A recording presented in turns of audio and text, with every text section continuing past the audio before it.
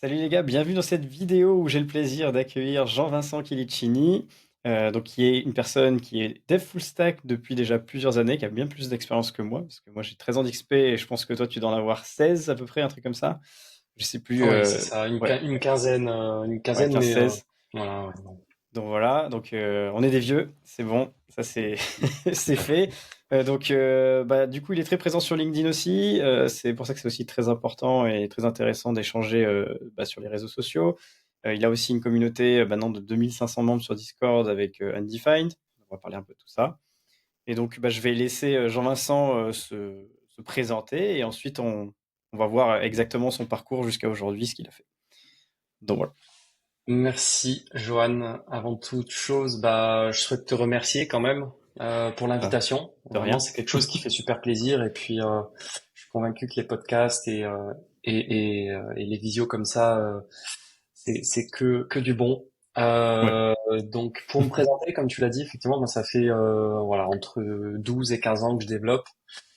Je suis passionné par le développement depuis que je suis gamin, hein, bien évidemment. Et en fait, j'ai jonglé, bah, comme tu le dis, entre. Alors moi, je suis issu d'une formation en bac+5, informatique, un master, S2I. À l'époque, ça s'appelait système d'information et Internet. Et Ok. j'ai jonglé entre le CDI, le freelance, le CDI, le Oui, freelance. Et ça, j'avais vu aujourd'hui, ça sur ton parcours, il faudra qu'on en parle aussi. Et pourquoi tu t'es perdu là? voilà, c'est ça. Donc et donc ça a donné l'occasion. Bah, du coup, voilà, j'ai travaillé dans différentes industries, des grandes boîtes, des boîtes moyennes, des toutes petites boîtes. Aujourd'hui, j'ai fait le choix d'être freelance à 100%, même à 200% à temps plein, parce que c'est la chose enfin en tout cas c'est le format qui me convient le mieux. Et donc voilà, beaucoup de secteurs d'activité différents, des réseaux sociaux, du computer vision, de l'industriel dans mes jeunes années avec EDF, donc tout ce qui est énergie, etc. Donc on va essayer de cibler, mais en fait, Ouais, carrément. ouais, j'ai fait pas mal de choses dans dans ce parcours. Bah, cool. Justement, là, j'avais vu effectivement que tu avais travaillé pour des grosses boîtes comme ça, donc ça c'est bien, on va pouvoir en parler. Et effectivement, tu avais fait du freelance, après tu étais parti en CDI. Est-ce que tu peux nous dire pourquoi tu as fait ce choix-là? Et est-ce que tu avais été CDI avant d'être freelance, même avant? Et pourquoi tu Oui, as changé? alors en fait, effectivement, j'ai effectué mon master en alternance avec EDF. Donc ça m'a permis de mettre un pied à l'étrier, tu sais, quand on sort d'études, bien souvent, ben on n'a pas trop idée de ce que c'est le monde du travail. Donc l'alternance, Ouais. moi j'adore ça parce que ben, ça nous permet de voilà de rentrer dans le monde du travail de manière progressive, hein, en jonglant entre les semaines à l'école ou université et les semaines en entreprise. Donc c'est génial. Donc moi j'ai fait ça chez EDF. Et en fait je me suis rapidement rendu compte que l'environnement des grands comptes et voilà des services, des groupes, des sous-groupes, des sous-teams, etc. C'était pas un environnement qui me convenait parce que une certaine inertie dans la délivrabilité, tu sais, des solutions informatiques qui me paraissait très très importante, et cette inertie crée chez moi beaucoup de frustration finalement. Ok. Je pars du Ça allait pas principe assez qu'en vite, tant c'était trop que fastidieux de faire bouger les choses, c'est ça? voilà, c'est ça, il Ok. fallait demander beaucoup d'autorisations, patienter les autorisations, Ouais. on avait des accès très restreints sur tout un tas d'éléments de l'infrastructure, et donc ça crée beaucoup de frustration parce que en tant que développeur, bon ben on a besoin de d'avoir ce sentiment quelque part d'accomplissement, et c'est quelque chose que je ne retrouvais pas du moins dans ce contexte. Ok. Ouais, effectivement, si tu as envie d'aller vite, enfin, je pense que beaucoup vont se reconnaître aussi dans ce trait de personnalité, mais c'est pas dans les grands groupes que vous allez pouvoir vous épanouir, quoi. C'est ça, donc C'est un après peu le ça, en problème. fait, j'ai commencé à prospecter, je suis rentré dans ouais, on peut appeler ça une agence web, c'était une agence Ok. j'ai envie de dire, parce qu'on se positionnait à la fois sur des marchés publics, d'institutions publiques, et des marchés un petit peu plus privés, des besoins de clients chez des loueurs automobiles, chez des hôteliers, chez des cabinets de comptabilité, par exemple, voilà. À l'époque, il y avait énormément de besoins sur de la GED, par exemple, la gestion de documents Ok. automatisés, électroniques, etc. Et Vérifier en plus que l'identité des personnes, je suppose aussi. Ouais. exactement. Donc ça m'a amené à, en fait, si tu veux, à prendre goût à tout faire finalement. C'est pour ça que je suis développeur full stack. En fait, je suis expert en rien, mais on aime bien dire Ouais, expert en t'aimes bien rien, être dans la bon en tout, transverse. mais Ouais, voilà. ouais, c'est ça. Donc on fait le back, on fait le front. On était une petite équipe, hein. Franchement, on était 4 personnes. Il y en avait un qui faisait du support, il y avait le CEO, il y avait un ingé système, et ensuite il y avait moi pour le développement. Donc je faisais du front, du back, un peu de WordPress, un peu de Symfony, euh, un peu de CLI parce qu'avec l'ingé système réseau, bah fallait savoir taper des commandes, naviguer dans des serveurs, toucher des fichiers, faire attention à de la configuration, mettre en place de l'Apache, mettre en place du Nginx, enfin, beaucoup de, Ouais. beaucoup de choses qu'en fait, bah, tu mets les mains dans le cambouis et tu y vas, quoi, tu touches à tout. Ok, c'est nice. Ouais, donc là, ça va même un peu plus loin que juste faire du full stack, c'est qu'il t'a fait aussi un peu de l'ops, Ouais, ouais, un ouais, peu c'est ça. d'infra et de système. Très Donc, formateur, j'ai été même jusqu'à installer des caméras IP, alors ah que j'ai oui, le ok. vertige et je t'avoue que j'étais pas rassuré.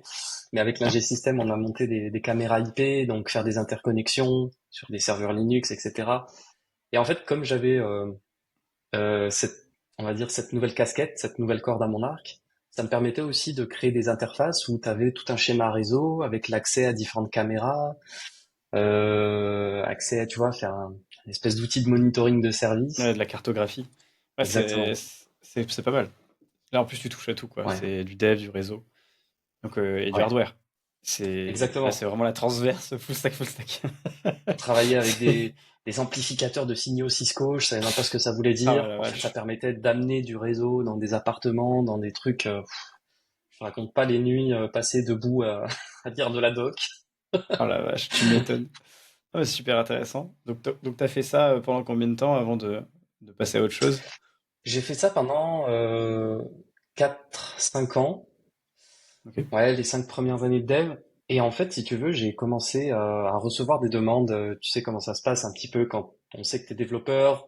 Tu as toujours dans ton entourage une personne qui a besoin d'un site internet pour Exactement. son restaurant, sa petite bijouterie, son petit voilà magasin ou commerce de proximité. Et donc, au début, je faisais ça un petit peu bénévolement parce que je découvrais les technologies. Et puis finalement, je me suis dit, bah, zut, en fait, ça se monétise, c'est un vrai travail. Donc, j'ai créé mon auto-entreprise et j'ai fait ça en parallèle de mon travail. Donc, le soir et week-end, bah, je taffais sur voilà, du PrestaShop, du Magento, sur voilà, du e-commerce, parfois sur du WordPress. Donc, ça m'a amené à, si tu veux, prendre un petit peu goût à l'entrepreneuriat finalement. Ok. Donc ça t'a donné envie d'aller un peu plus loin. Et du coup, tu faisais déjà tout ça en remote ou t'étais, enfin, c'était quoi ta situation à cette époque-là? Ouais, c'est marrant parce que il y avait du remote. En fait, Ouais. c'est le réseau. Et ça, je pense qu'on aura l'occasion d'en parler à propos de Ouais. LinkedIn et des réseaux de manière générale. C'est le réseau, pourquoi? Parce qu'au début, bah, c'est du bouche à oreille. Donc, je me déplaçais souvent, bon, pour aller rencontrer des clients, des entrepreneurs qui lançaient leur petite activité de commerçant. Et puis par la suite, si tu veux, j'ai différents contacts qui m'ont contacté, des anciens professeurs notamment, qui m'ont mis en Ok. relation avec des entrepreneurs qui étaient en Île-de-France. Donc je les ai rencontrés une fois pour la forme. Je me suis rendu plusieurs fois sur Paris, sont venus dans ma région, donc on avait l'habitude de se voir.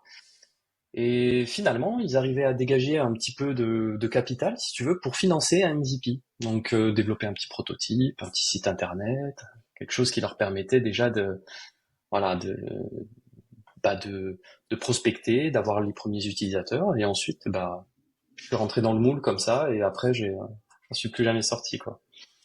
Ça, c'est nice.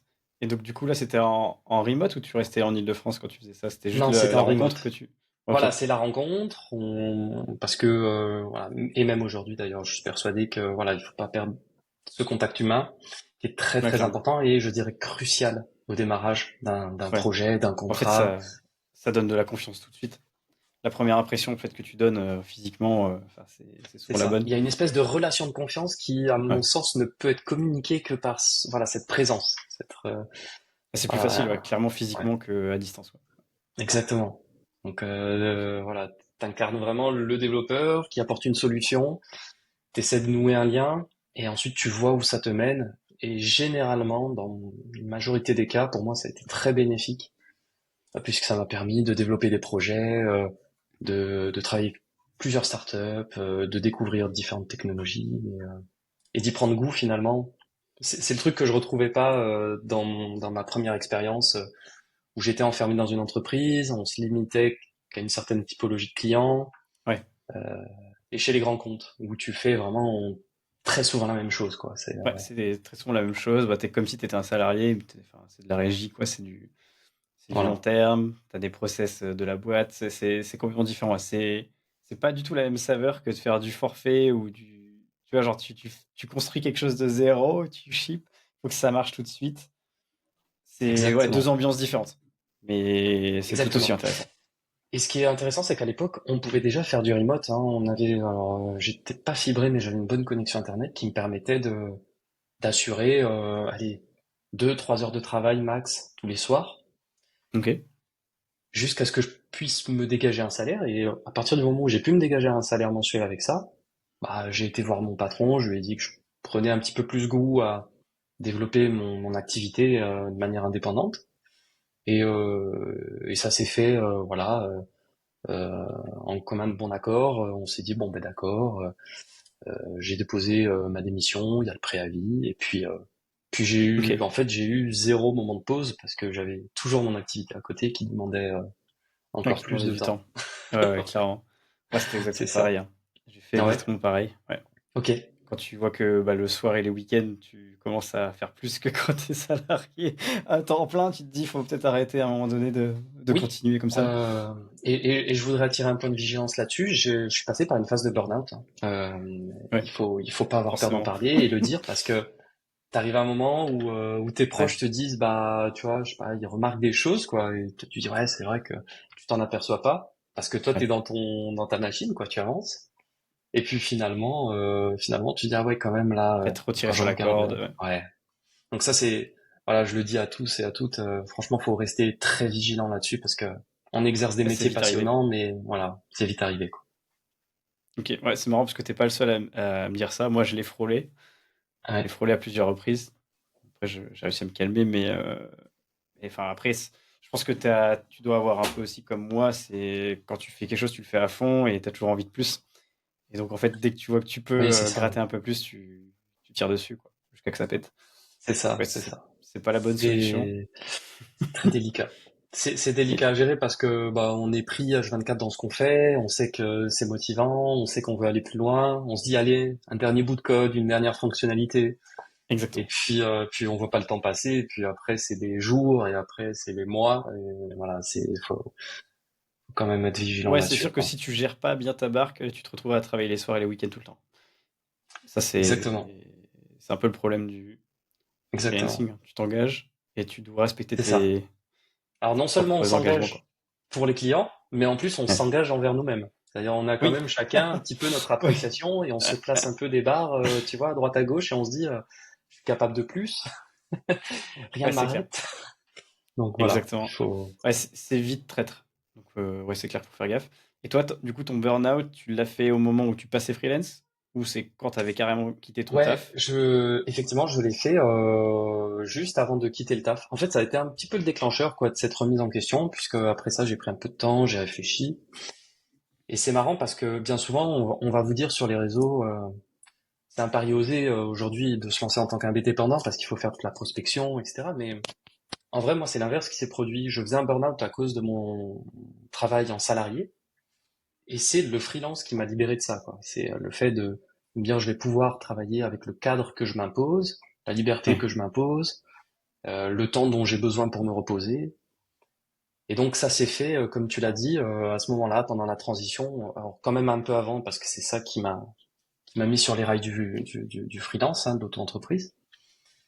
Et, et voilà, Ouais, c'est plutôt vrai que de... que tu avais une Ouais, pression, en fait, du coup, de ce cadre-là qui t'était insupportable au quotidien parce que tu n'arrivais pas à faire ce que tu voulais ou ça- c'était bah ouais. trop lourd comme process Alors pour oui, t'épanouir, quoi, dans ton boulot, bah, quoi. il y a quand même d'autres facteurs, hein. Quand on est en CDI, on est amené à travailler avec des collègues et j'étais le plus jeune de la boîte.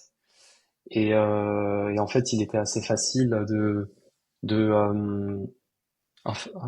pour ces personnes-là plus expérimentées, de donner la responsabilité aux développeurs, aux plus jeunes, comme j'étais le seul à supporter un nombre de clients incroyable et un nombre de projets tout aussi farfelus, qu'en fait on se retrouve rapidement responsable de trop de choses qui nous dépassent finalement. Et, Mm. euh, et ça, voilà, il faut accorder aussi un point de vigilance là-dessus, c'est que il y a quand même une taille critique de projet à atteindre pour une seule personne. Donc c'était des Ouais. week-ends à dumper des bases de données, à reset une prod sur des Ouais. clients comme des loueurs, tu vois, qui ont besoin d'être en mode haute disponibilité. Et c'est un travail donc très stressant, Ouais, hein. c'est super stressant. Et t'as rapidement la responsabilité, donc au moindre claque, on vient te voir et on te fait culpabiliser. Ouais, on te Et fait donc culpabiliser. En plus, tu dois voilà, corriger ça sur ton temps en dehors ouais, du boulot, quoi. exactement. Donc Ouais.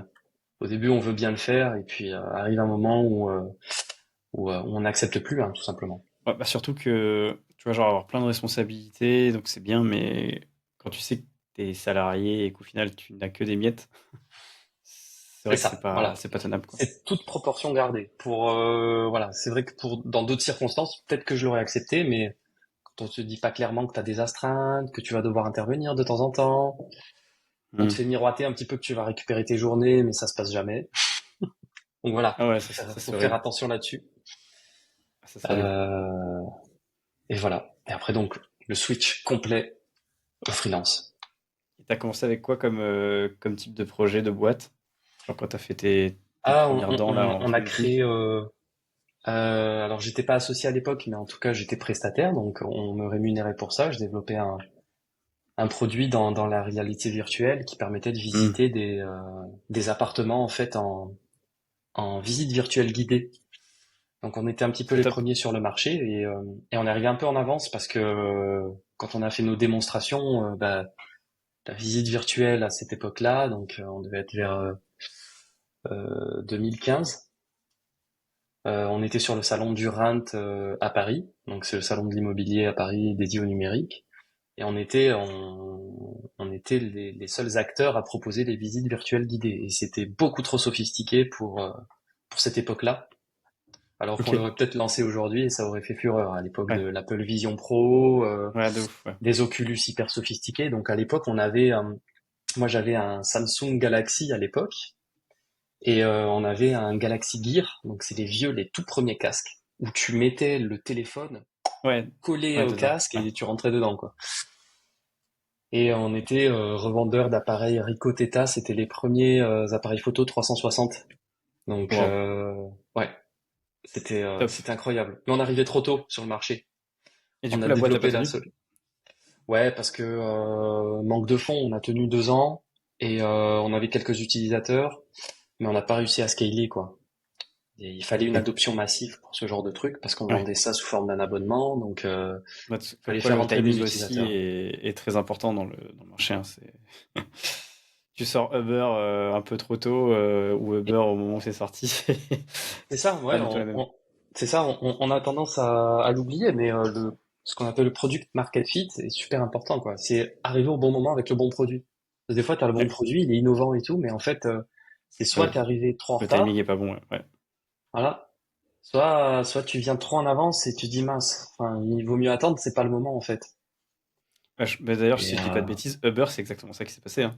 Première ouais, fois qu'ils ont sorti, les fondateurs, ça n'a pas c'est marché, et ça. c'est des gens qui ont refait le même concept 2 ans plus tard, ça a explosé, quoi. T'as les boules. Exactement. Ouais, exactement. Et surtout en plus nous dans l'IT, souvent on a tendance à faire des trucs un peu sophistiqués, tu vois, et on se dit bah, enfin les utilisateurs se disent waouh, mais c'est trop puissant pour mon besoin en fait. Je sais pas Ouais. si je vais utiliser tout ça parce qu'on a l'impression que plus on ajoute de fonctionnalités, et mieux ça va être. Et en Et fait, non.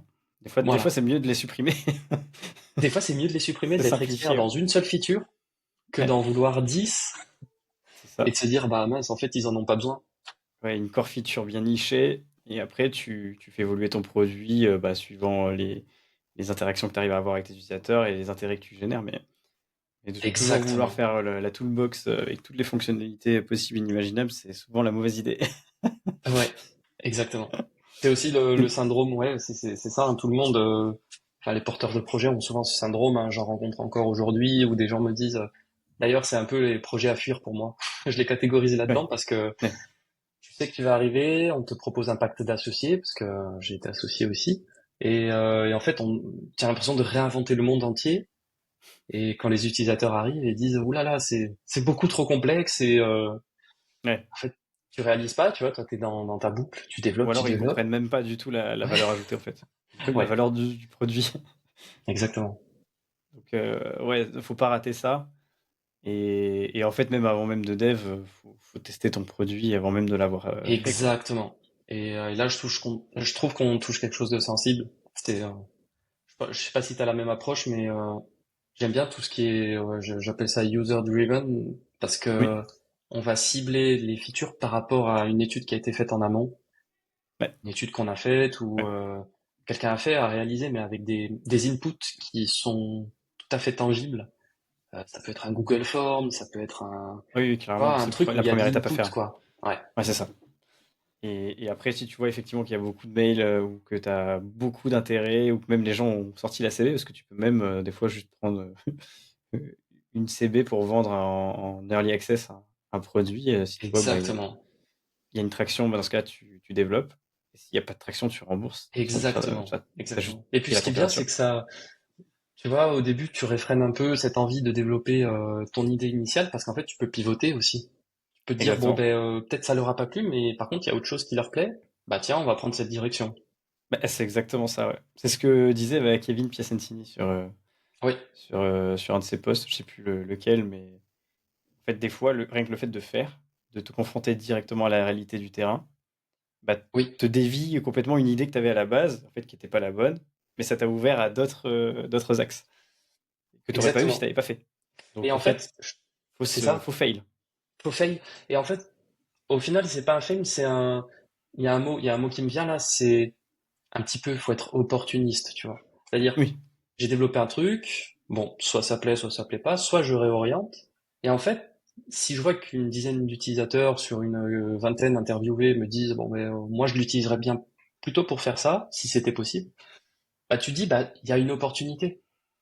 Et tu mets en corrélation, enfin tu regardes si ce que tu as développé, est-ce qu'il y a une opportunité réelle là-dedans tangible, ou est-ce qu'au final c'est pas tes utilisateurs qui sont présents à l'instant T qui vont guider, tu vois, le développement de c'est cette vrai qu'il y a des débats opportunité-là. aussi sur ce sujet-là. Il y a des gens qui ont tendance à dire non, Oui, n'accepte pas de dévier l'idée initiale de ton voilà. produit Ouais, pour des demandes. Mais en fait, je pense que la réalité, elle n'est pas si facile que ça. C'est pas tout blanc, tout exact. noir comme d'habitude. Et Exactement. il faut le ressentir aussi dans ton business.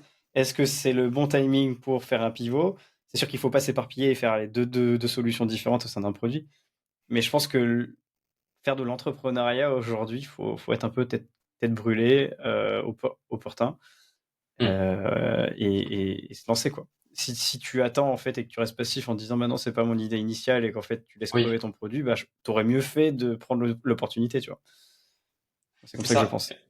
Oui, parce qu'il y a en fait, j'aimerais rebondir pour dire qu'il y a un équilibre à avoir entre, effectivement, toi, ta vision, finalement, est-ce que c'est une vision Ouais. long terme, court terme, et la réalité du marché, tu vois. Et, Ah, mais c'est exactement euh, ça. Même et si la souvent, réalité peut être ouais. cruelle. Exactement, c'est aussi accepter que parfois, la réalité n'est pas celle que l'on croit, et en fait, il faut être très à l'aise et très flexible. Et c'est ça qui est le plus difficile, quoi, de se dire, non, mais en fait, j'ai passé des nuits à faire ça et en fait, les utilisateurs, ils veulent tout à fait autre chose.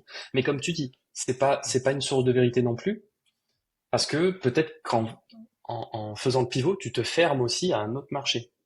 Ouais, c'est ça.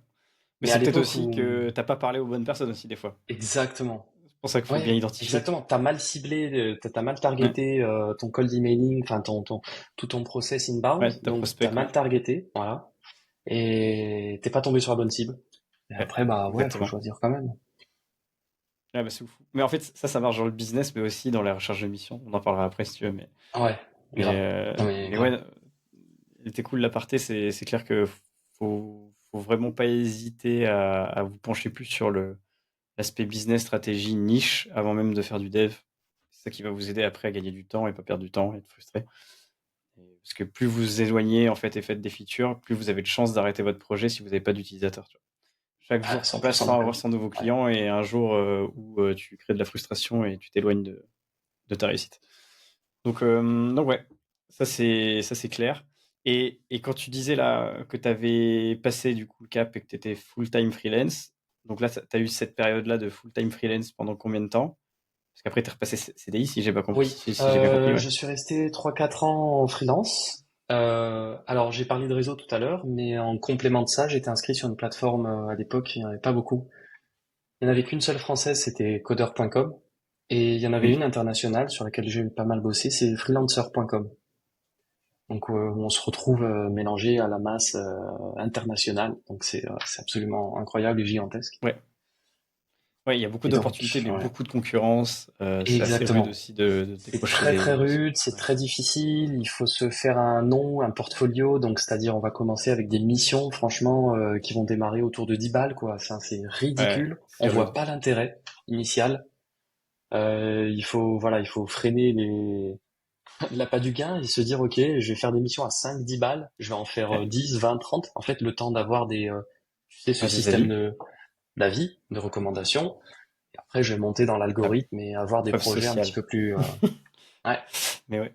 Au fait, c'est ça qui est rude et beaucoup de gens me demandent, hein, sur genre en call, là, sur les centaines que j'ai fait ce mois-ci, c'est c'est à chaque fois, ouais, mais là, en fait, comment je fais pour avoir des avis clients, des recommandations, comment je peux montrer que enfin, les gens peuvent me faire confiance et tout.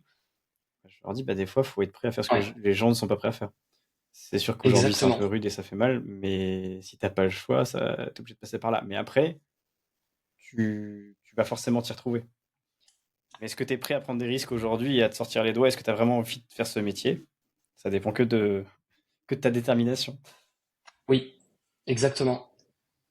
Et c'est la détermination. Il y a autre chose aussi.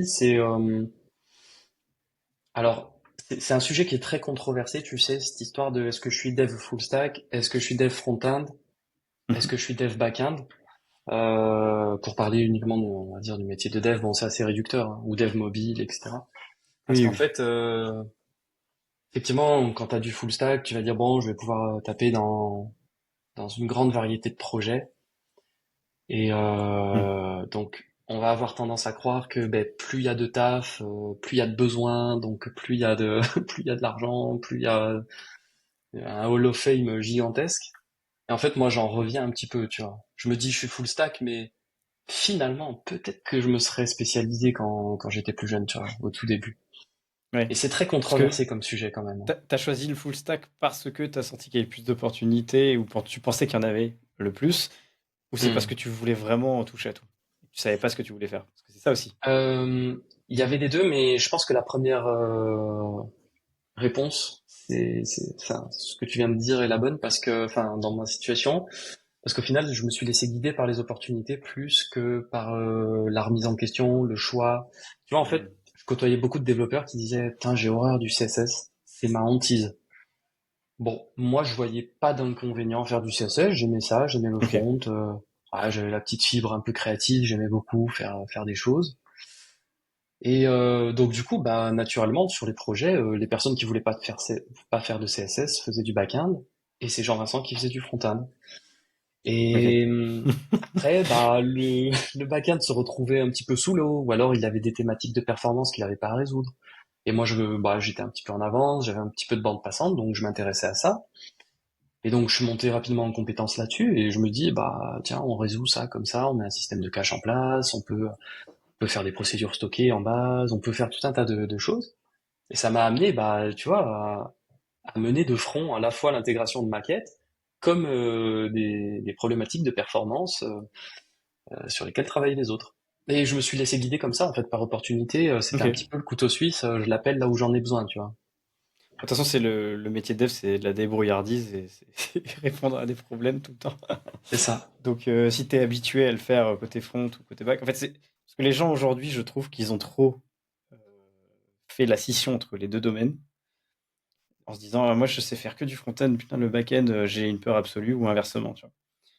Et ça, je pense que c'est surtout les nouvelles générations qui viennent de commencer. Ouais. Parce que nous, on est Alors tous il faut passés dire par ce que tu as fait à notre à nos époque, âges. voilà, à nos âges, t'étais un petit peu obligé de faire un peu de tout parce que bon, voilà, il n'y avait Il n'y pas avait pas cette beaucoup de scission au ressources. début.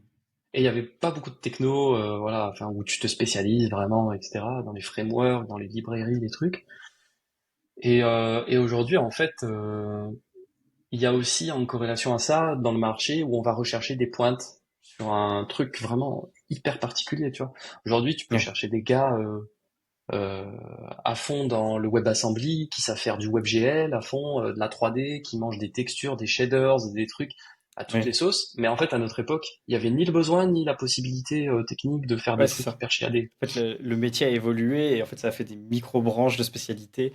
Et là, bien évidemment, si tu veux être bon dans une de ces spécialités-là, bah, il faut en faire beaucoup. Et dans ce cas-là, bah, tu te niches et c'est sûr que tu deviens moins pertinent sur le reste. Mais pour autant, quand tu fais du full stack, tu peux quand même avoir un très bon niveau en back et en front. C'est pas quelque chose d'incompatible.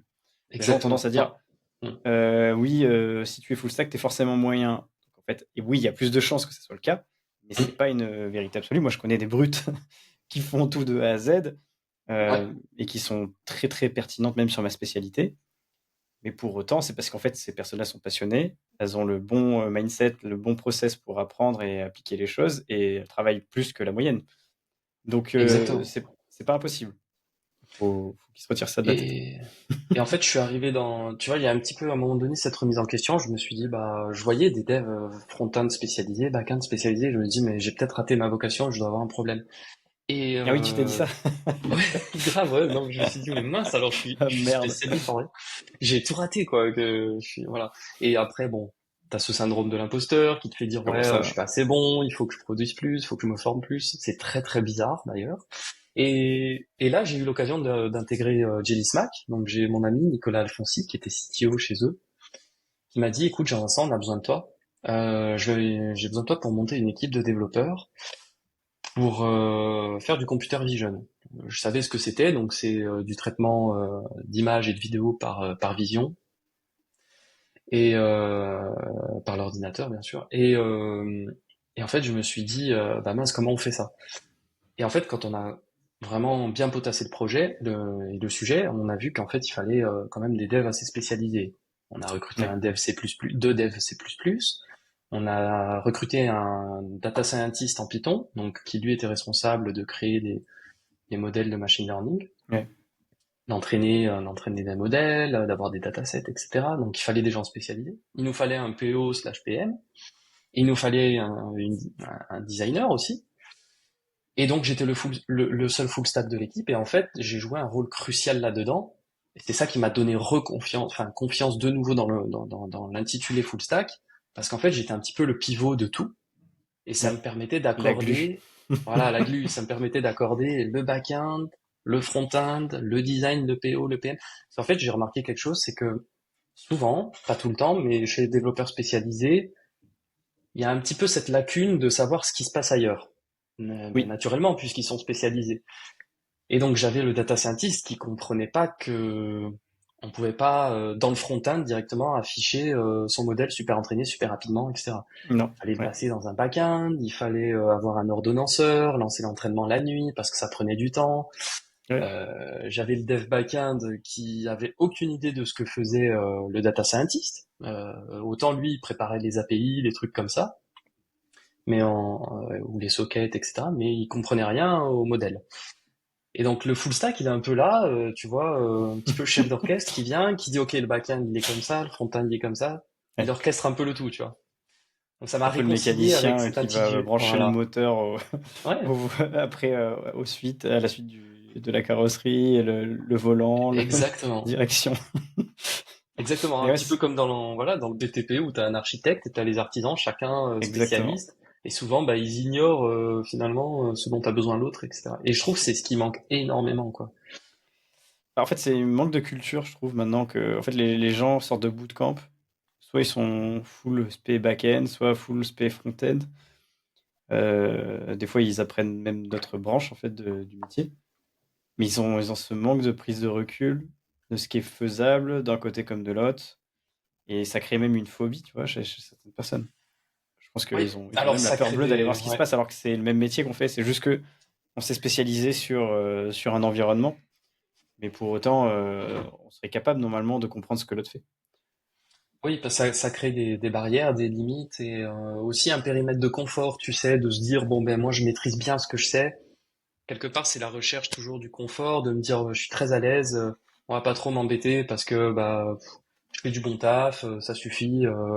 Après le back-end ou l'API, moi j'en sais rien, c'est pas ma responsabilité. Ouais, c'est ça. Mais on le sait très bien que Bah, dans la vie de tous les jours, c'est pas comme ça que ça devrait marcher, c'est pas quoi. comme ça que ça marche. Mais Quand même t'as un front, t'as un aujourd'hui, back. Hmm. ouais, c'est ça. Mais même aujourd'hui, je trouve que il y a le même effet avec les gens qui ont commencé avec tout ce qui est serverless, plug and play en 2 clics. Ils ont aucune Ouais, notion des implications que ça a en fait l'infrastructure derrière et sur les machines, le coût. Parce exactement. Ouais, que rien ouais, que la c'est FinOps, ça. c'est important aussi. Oui, ouais, parce qu'aujourd'hui on a accès à tout un panel d'outils qui nous permet de bootstrapper des choses hyper rapidement, mais C'est bien, mais je pense que on ignore c'est tout, aussi quoi. bien de savoir comment ça fonctionne un peu. Ouais, c'est ça. Ouais, oui, parce que si on y revient plus tard, après, alors soit on se rend hyper dépendant de ces technologies, donc ça veut dire qu'il faut quand même un petit portefeuille pas loin parce que bah, Ouais, c'est payant, quoi. Ce niveau d'abstraction a un coût finalement. Soit on y vient plus tard et en fait on se rend compte que bah, on s'est trompé, soit sur la longueur, soit c'est voilà, il y a une courbe d'apprentissage importante et on se dit bah mince, j'aurais dû peut-être y venir plus tôt, quoi. ouais, exactement. Mais ouais, je sais pas si ça va s'améliorer avec le temps. Je pense que ça va se creuser encore plus. Parce que là, on voit Après, déjà que là, ouais, les nouvelles recrues, les personnes avec qui je travaille qui sont assez juniors, n'ont pas forcément ce genre de recul, tu vois. Mais c'est oui, aussi l'ère qui veut ça, tu vois. Genre, il y a plus trop besoin de faire un serveur dédié, c'est de ça. setuper, de. Son avantage et son inconvénient, tu vois. Mais Ouais. comme tu le dis, je travaille avec un dev qui met en place l'authentification, il faisait tout via Nextauth. Il avait jamais vu un système d'hôte complet de A à Z Ah oui, ouais. maison. Alors ok, on va peut-être pas en faire demain, mais on sait jamais, tu sais au moins comment ça marche, c'est quoi un token JWT, tu vois, c'est quoi un bearer Ouais. token, une autorisation, des headers, enfin, et tout ça aujourd'hui, c'est vrai quand tu C'est vrai que même prends un autorisation, boilerplate, authentification, ouais. c'est Mm. des notions qui sont complètement abstraites aussi, tu vois, pour ces gens-là. Mais je trouve Que, que à un moment donné, on le ressent dans le savoir-faire, l'expertise. Quand tu vas t'adresser à un client, que la personne, oui, on va pas se mentir, mais les projets quand même très rémunérateurs demandent quand même pas mal de capacités intellectuelles.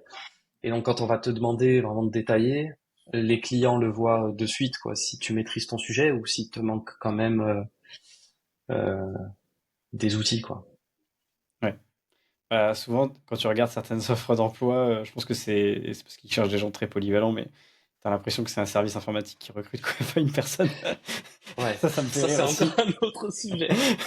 C'est vrai. C'est Bah, vrai les mecs, faut qu'aujourd'hui faire les offres de d'emploi, l'infraas code, Kubernetes, faut, et puis plus on avance, plus c'est GPT qui génère les, tu sais, les descriptifs ouais, en plus, ouais, donc ça donne lieu à c'est un des sketch des choses fois. parfois.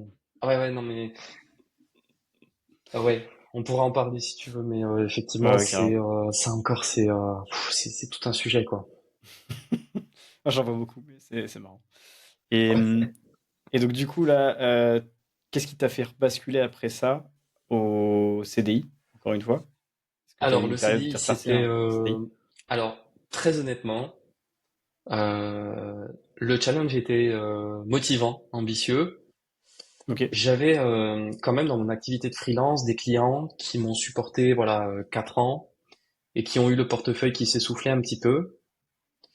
ok, Euh, de mon côté, j'étais dans une situation entre guillemets confortable, j'avais pas envie de reprospecter. Et en fait, ça s'est concordé qu'en fait mes clients s'essoufflaient un peu financièrement, donc ils ok. m'ont dit bon ben il reste 6 mois, voilà, on arrive à la fin de notre Oui, il y réseau, a tout une ça. deadline, quoi, une runaway.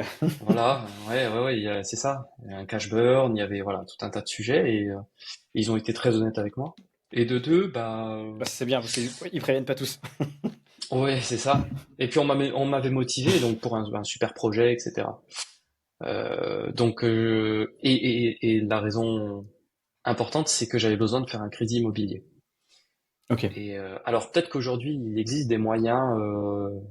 Alors il y a des prêts en particulier, il y a aussi des prêts professionnels, il y a des prêts maintenant à la banque qui sont possibles avec une autre entreprise si on a vraiment une compta aux petits oignons et hyper satisfaisante, avec quelques banques qui peuvent prêter, mais c'est quand même très très délicat et à l'époque bah, c'était impossible. Ok. Donc pour pouvoir contracter ce prêt aussi, bah, il fallait avoir une situation qui offrait une grande sécurité de l'emploi, on va dire. Ok. Moi, je sais que j'ai eu, mais après moi, c'était un peu plus tard que toi, je pense. Tu vois, genre 2019. Je l'ai fait parce que j'avais un bilan assez bon, mais j'avais pas encore 3 ans de bilan intéressant parce qu'en fait, comme j'ai commencé tôt notre entreprise en parallèle du salariat, je faisais pas des gros CA, je continuais le salariat. Et le jour où je suis passé indépendant, donc j'ai fait 2 années où j'ai tout explosé, mais j'arrivais pas encore à ma troisième année de bilan. Il fallait Ah 3 années oui, de bilan pour faire un prêt. Et sauf que bah, les banques ont vu que bah, ça faisait qu'augmenter et que c'était des chiffres loin d'être dégueux, bah, ils ont accepté, tu vois. Donc, d'accord. je pense qu'il n'y a pas besoin d'avoir 3 ans de bilan. Après, ça dépend aussi de la conjoncture économique, hein. Mais au moment où j'étais en train de faire la demande de prêt, on m'a dit que c'était impossible d'avoir moins de 3 ans. J'ai réussi avec 2 ans de bilan. Donc, vous pouvez toujours essayer. Oui. Mais c'est possible aujourd'hui. Effectivement, je pense que avant, peut-être en 2015, 2016, ces eaux-là, ça devait être un peu plus compliqué, ouais. Voire impossible. Et puis, tu sais, à cette époque-là, je t'avoue que je suis tombé dans la folie de la French Tech et des startups, du monde des startups. Ah oui, C'était ok. un gros boom. Il y avait des ventures, Ouais,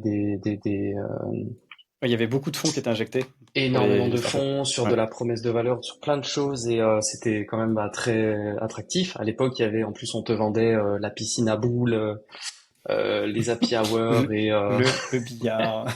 le billard et tout ça, donc c'était vachement excitant. Bah, j'avais l'âge de profiter de tout ça en fait. Et je me suis dit bah tu sais quoi, vas-y en freelance, t'es seul. Bah je collaborais avec d'autres devs, mais j'étais seul quand même. Et je me suis dit bah tu sais quoi, peut-être tu devrais tenter.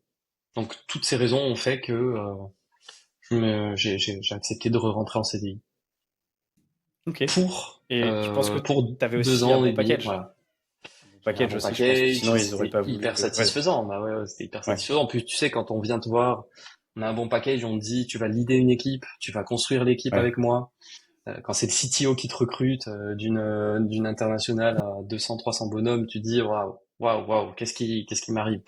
Ouais, Et c'est t'as clair. envie, il y a un côté excitant, tu sais, le nouveau là, de se dire ok, on va monter une super équipe, il y a un challenge, le sujet est motivant, je vais apprendre plein de choses. Tu vas mettre en place des rituels agiles de partout, tu vas, tu vas faire du scrum, du truc et enfin tu vas découvrir plein de choses. Ah, Ouais, ça, c'est cool. excuse-moi, j'ai mon Apple Watch qui parlait. T'inquiète, Et t'inquiète. donc tu dis bah vas-y, je saisis ma chance et j'y vais. Et là tu y vas. Tu sais pas Ouais. dans quoi Donc là, tu mets les pieds, c'était mais surtout tu une bonne fonces. opportunité avec un bon timing qui a Ouais, fait que c'est ça. t'as repassé. T'as pas regretté au bout d'un moment, genre d'avoir fait le choix de repartir dans le CDI? Euh, Pas au début en tout cas, c'est venu après 3 ans. Bah, quand j'ai quitté la boîte, parce que en fait il y avait pas de regret, c'était plus le comment ça a évolué par la suite quoi. Ce qui m'a fait repasser en freelance. Du coup, Ok. c'était encore en fait, je trouve que le CDI et ça j'aimerais le dire à tous ceux qui nous écoutent, c'est euh, parfois jongler entre le free et le CDI peut vous faire prendre des chemins qui vont vous motiver à faire autre chose, que ce soit en indépendant ou sans être Ok. indépendant. Parce que c'est ce qui a eu lieu pour moi où en fait j'étais tellement motivé et ambitieux qu'à un moment donné une fois le produit était développé, qu'il y avait juste de la TMA à faire, du support, des évolutions et tout, je me suis dit bah enfin qu'est-ce qui est excitant quoi, qu'est-ce qui est excitant et j'avais cette frustration d'aller plus loin et bon après quand t'es dans une boîte qui a grossi énormément parce que quand tu fais des tours de table à 50 millions avec SoftBank et que tu dois recruter Ouais, 400 j'avoue. ingés en l'espace de un an ou deux, c'est très chaud. Donc, Ah, c'est hardcore, hein.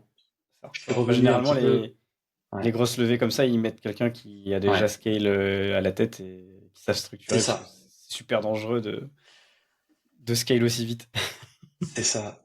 Et du coup, bah, j'avais en fait, à l'image de mon ami Nicolas, j'avais envie moi-même de devenir CTO. Alors, j'enviais pas sa position parce que c'était beaucoup de responsabilités et je m'imaginais à sa place, j'en aurais été totalement incapable. Ça faisait C'était combien de beaucoup devs trop. dessous? Ouais, il y avait, je sais pas, 170, 180 devs, quoi. Il peut y avoir Ah une ouais, grosse ok. répartition data et un autre côté dev. C'était énorme. Ouais, c'est grosse responsabilité, quoi. Gros stress. C'est Et beaucoup ça. Et d'humains à puis, gérer, je pense, plus que de la tech au final, parce voilà, c'est que... surtout le management. Euh, Quand il a fallu mettre en place beaucoup de micromanagement, je me suis dit waouh, ça ressemble à ça et ça crée, je trouve, à cette époque-là, beaucoup d'inertie dans la livraison des fonctionnalités.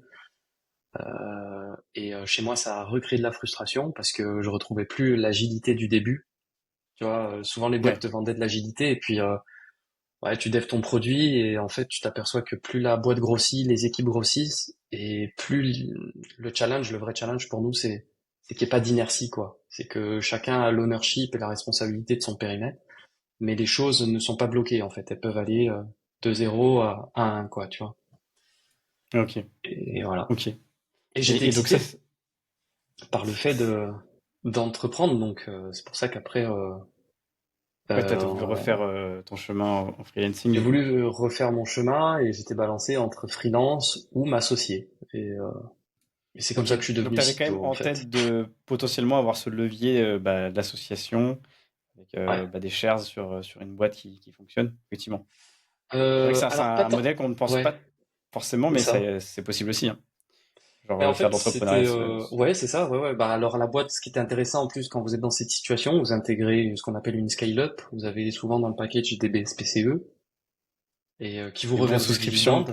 pour, par Ouais, action. Comment ça c'est quoi déjà ouais, c'est ça. Je l'acronyme? connais pas C'est le. ouais, mais en gros c'est ça, c'est on signe si on remplit des objectifs, on a du coup notre dû. Par contre, si vous partez avant ou vous n'avez pas rempli vos objectifs, vous n'avez rien. C'est des actions en fait retirables. Exactement. Ouais, elles sont bloquées pendant une certaine date, une Ouais, certaine c'est un durée, vesting en donc fait. Ouais, ouais, c'est ça. Donc c'est assez motivant hein, quand la boîte a du succès finalement.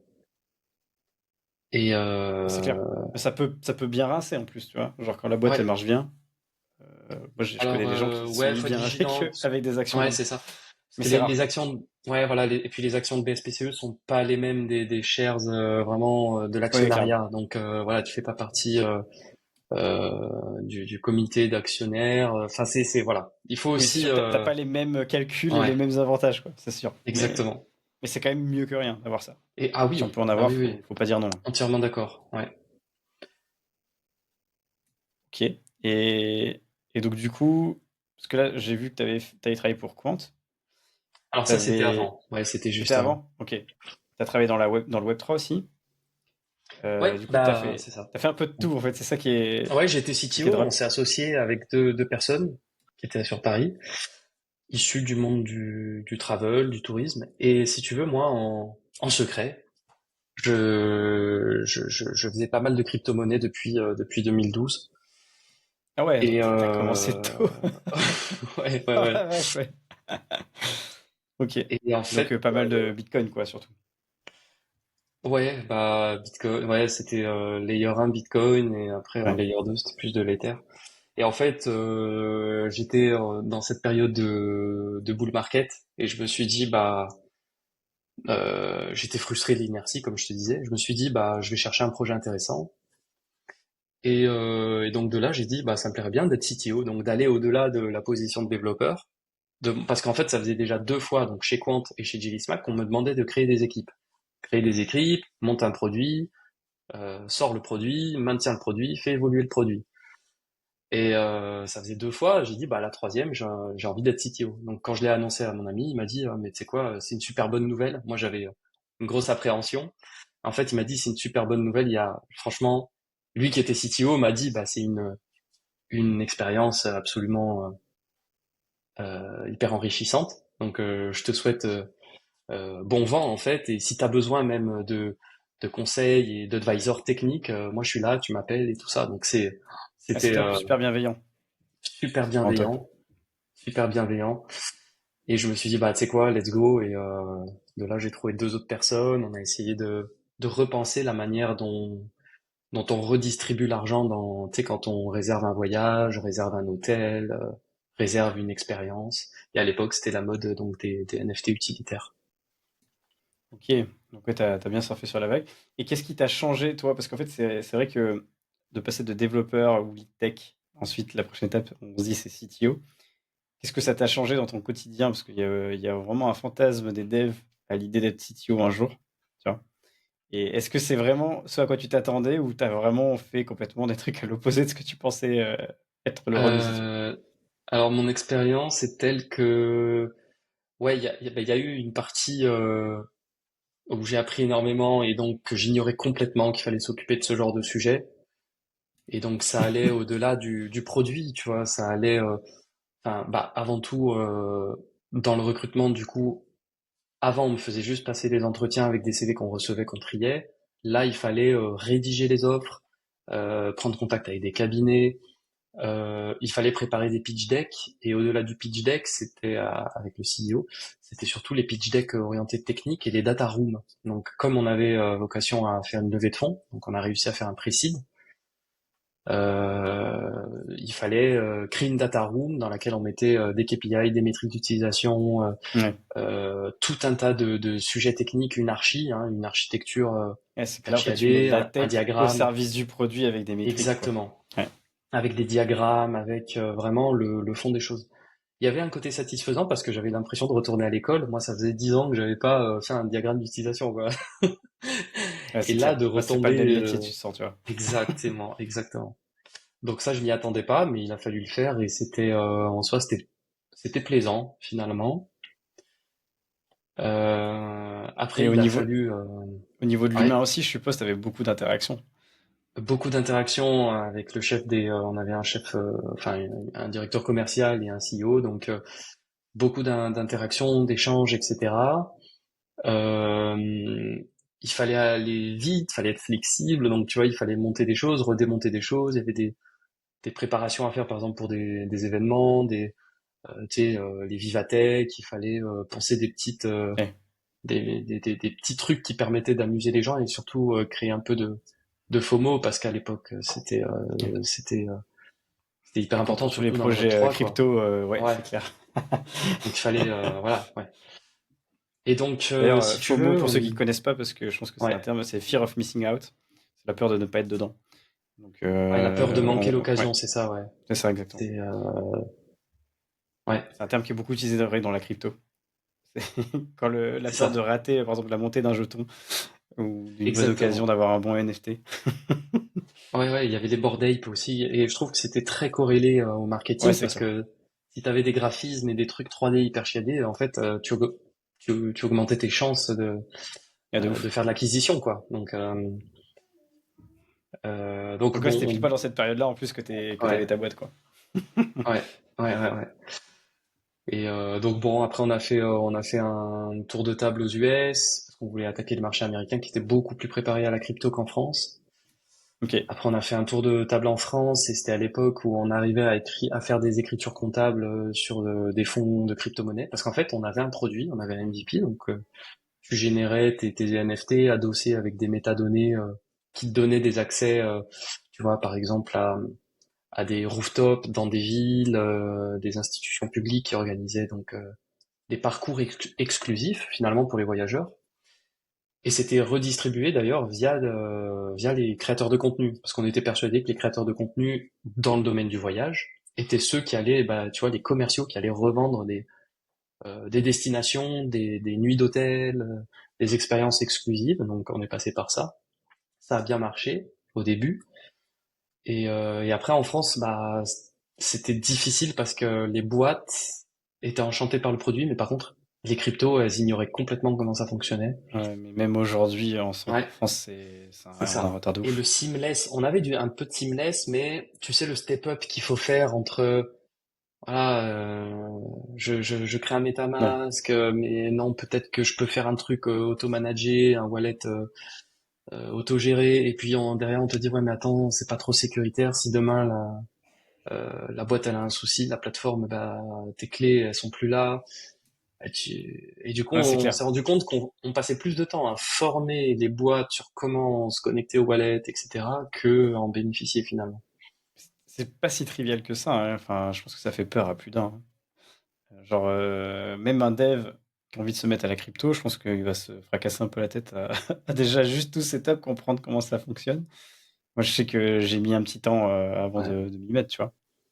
Donc, je comprends qu'une personne qui soit pas forcément non plus à l'aise avec l'informatique, tu lui parles de ça, ça fait flipper en plus, tu vois. Genre, tu te dis, tu ouais, mets c'est ton ça, argent sur un fonds, tu sais c'est pas où ça ça. part. Ouais, Quand t'as pas la connaissance technique derrière, c'est ouais, c'est compliqué. la peur, tu sais, t'avais ce pop-up de validation de transaction et Ouais, en c'est ça. face, bah, on te dit ça part Tu de ton wallet et vois ça va vers un une wallet et tu adresse sais de pas, wallet qui fait peur. voilà, tu sais pas ce que Genre, c'est. oui, c'est sûr. Ouais, c'est clair. Et puis voilà, et puis tu sais, il y a quelque chose d'intéressant, c'est que alors autant j'étais CTO hands-on pour ceux qui ne savent pas, quand on vous dit hands-on, c'est tu mets la main à la pâte, donc c'est toi qui développes le produit. Et après tu as le CTO hands-off, Ouais. donc qui lui ne touche pas une ligne de code, il est plus là pour orchestrer tout ça. Donc j'étais hands-on et il a fallu que je fasse une formation chez Alira parce que même si je m'amusais Ah oui, voilà, c'est pour le sur Web3, ouais. Binance et Ouais. sur Hmm. TradingView, sur un paquet de plateformes de change. Finalement, j'avais jamais lu un smart contract, j'avais jamais été Ouais. dans la tech en fait. Et j'ai fait une formation chez Alira. J'ai dit bah tu sais quoi, même si voilà, hein, en toute humilité, j'ai pas les compétences quoi, donc je vais aller me former là-dessus. Et c'était super intéressant. C'était Nice. Ça t'a servi le du coup sujet, voilà. de faire du coup la formation à l'IA? Ok. Ouais, Parce que j'ai super des potes utile. qui l'ont fait et qui étaient un peu déçus, mais j'en ai d'autres qui étaient super contents, donc je voulais avoir ton ressenti là-dessus. Bah la formation en elle-même est bien, mais pour moi pas suffisante pour ce que je voulais faire. Ok, ouais, c'est ce qu'on me J'étais disait, un ouais. petit peu en avance par rapport à mon sujet, tu vois. Moi, il fallait aller beaucoup plus Ok. loin et tout ça, donc Ça a permis peut-être de te rassurer sur le hmm, fait que tu avais déjà des bonnes bases. Ok. exactement. Puis voilà, on avait des intervenants intéressants chaque semaine qui travaillaient, tu sais, dans des boîtes crypto Genre assez Consensus ou développées. ce genre En de 106, il y boîte-là? avait Ouais. ceux qui faisaient les wallets, les Ledger. On Ouais, avait des Ledger, ok. intervenants de chez Ouais. Ledger qui venaient. Donc en fait, tu disais, waouh, en fait, il y a tout un monde, c'est hyper motivant et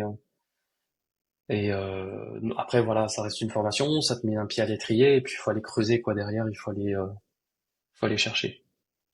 Ouais, carrément. Bah, c'est ça qui est stimulant aussi dans le métier de dev, c'est que bah, tu as énormément de possibilités, énormément de domaines, t'arrêtes jamais d'apprendre. Donc ceux qui adorent ça, apprendre, bah, c'est un métier qui est fantastique pour ça. Et surtout, bah, après, tu peux faire du business, tu peux rester dans la tech, tu peux faire de Ouais, l'entre-deux. c'est ça. Et pour être honnête,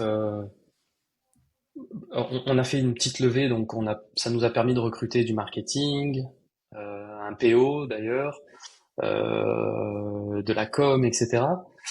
Un designer aussi. Et en fait, bah, tu sais, en tant que CTO, tu manges des pâtes, quoi. T'es Ah sur bah, fonds c'est clair. propres. Enfin, nous, on était sur fonds propres, on se payait Ouais. pas, hein, on préférait payer une équipe.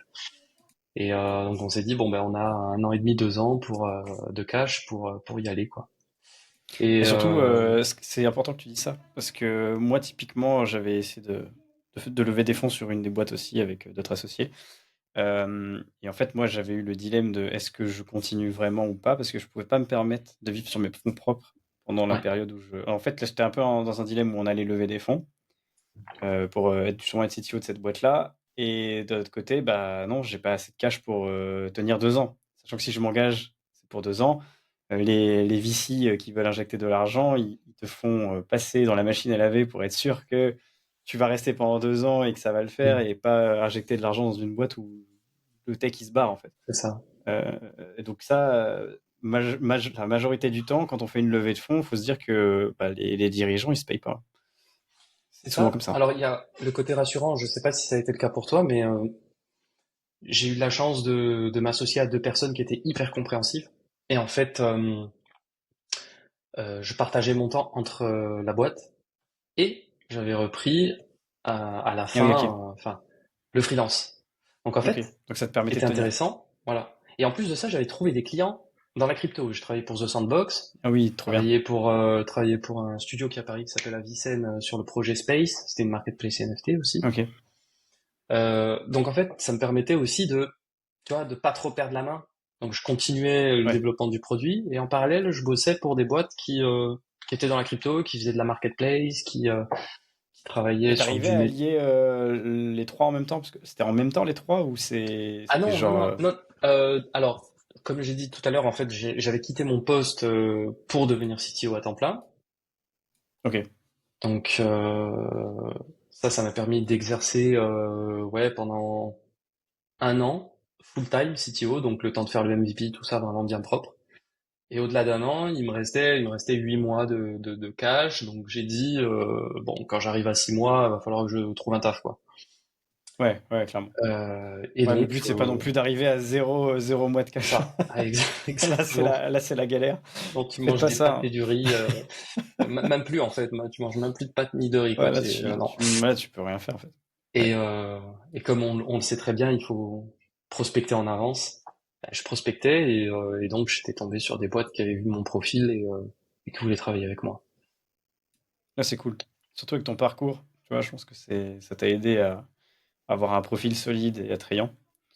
Clairement, quand tu Exactement. as une personne qui a su manager, enfin, dev, lead tech, manager des équipes, créer des équipes et être CTO et montrer aussi bah, que Ouais, c'est sortir t'as les fait. doigts pour faire rentrer du cash, orienter produit, bah, Ouais, ah oui, t'as pas de problème à trouver des missions. exactement. Ça, c'est sûr. Ok. Voilà. Et Après, mon après ça, regret. Ouais. ouais, Après, il y a quand vas-y, même un vas-y. regret parce que il y a quand même enfin, on s'est quand même promis des choses avec les associés qu'on n'a pas exécuté, tu vois. On s'est dit on fera pas Ah le ouais, du tour des genre? salons. Ah oui. Et bon, eux, ils ont fait le tour des salons, mais on s'est dit, bon, ce serait bien, mais en fait, on a fait pour rien, donc c'est du cash en dehors pour rien.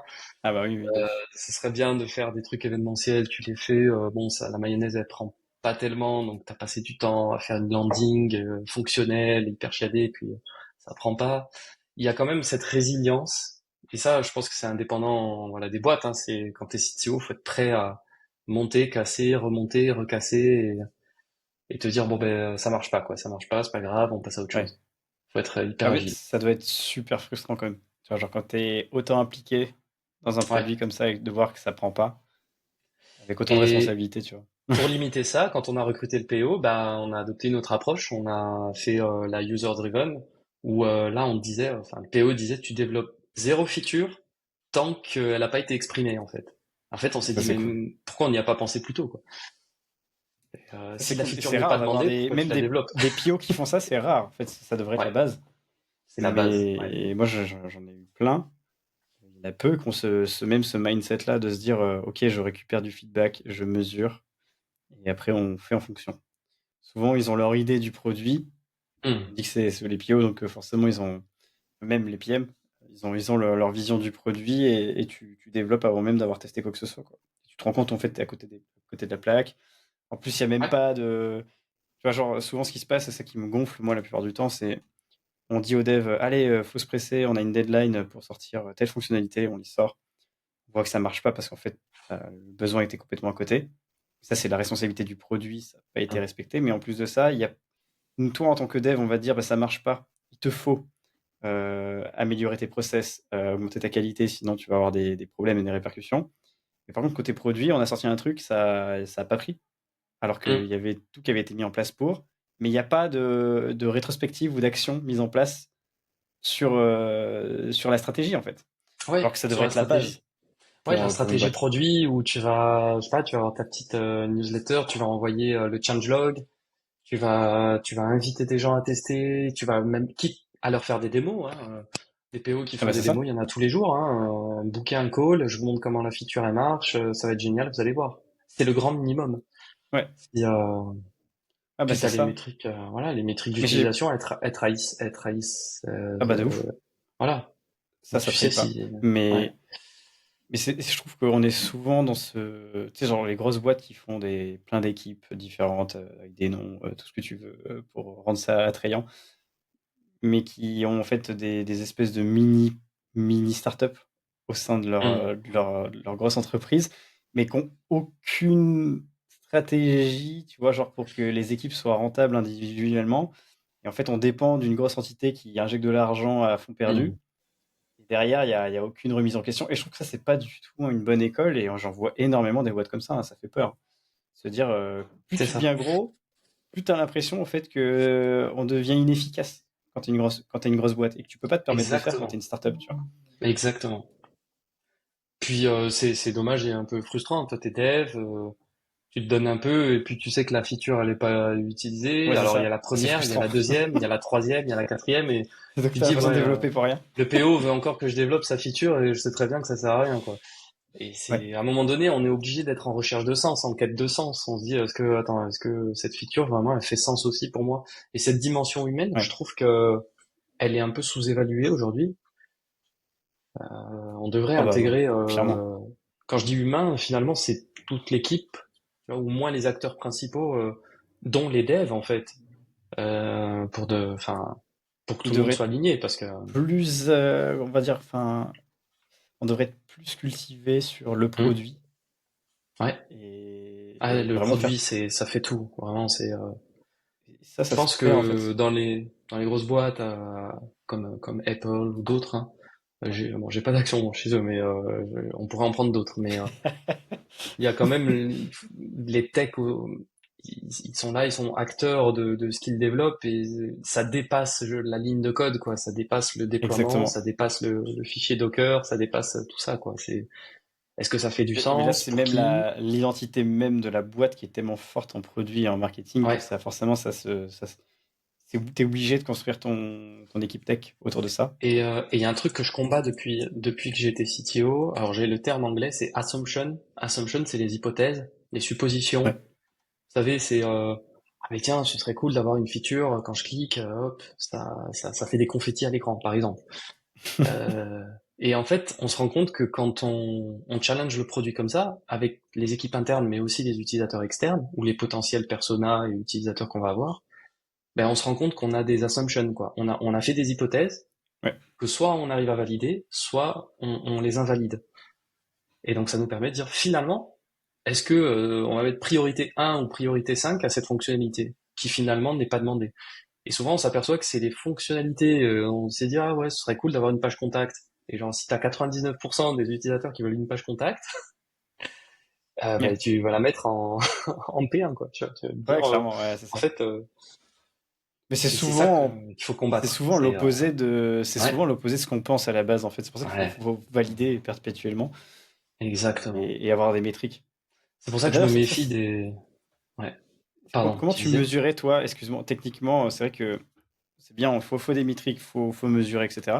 Mais même pour l'utilisation de ton app, est-ce que toi, tu avais des Ouais. outils en particulier que tu as affectionnés pour rajouter des métriques? Est-ce que tu as des bonnes recommandations, des conseils à donner aux gens qui lancent leur projet, Oui. quoi?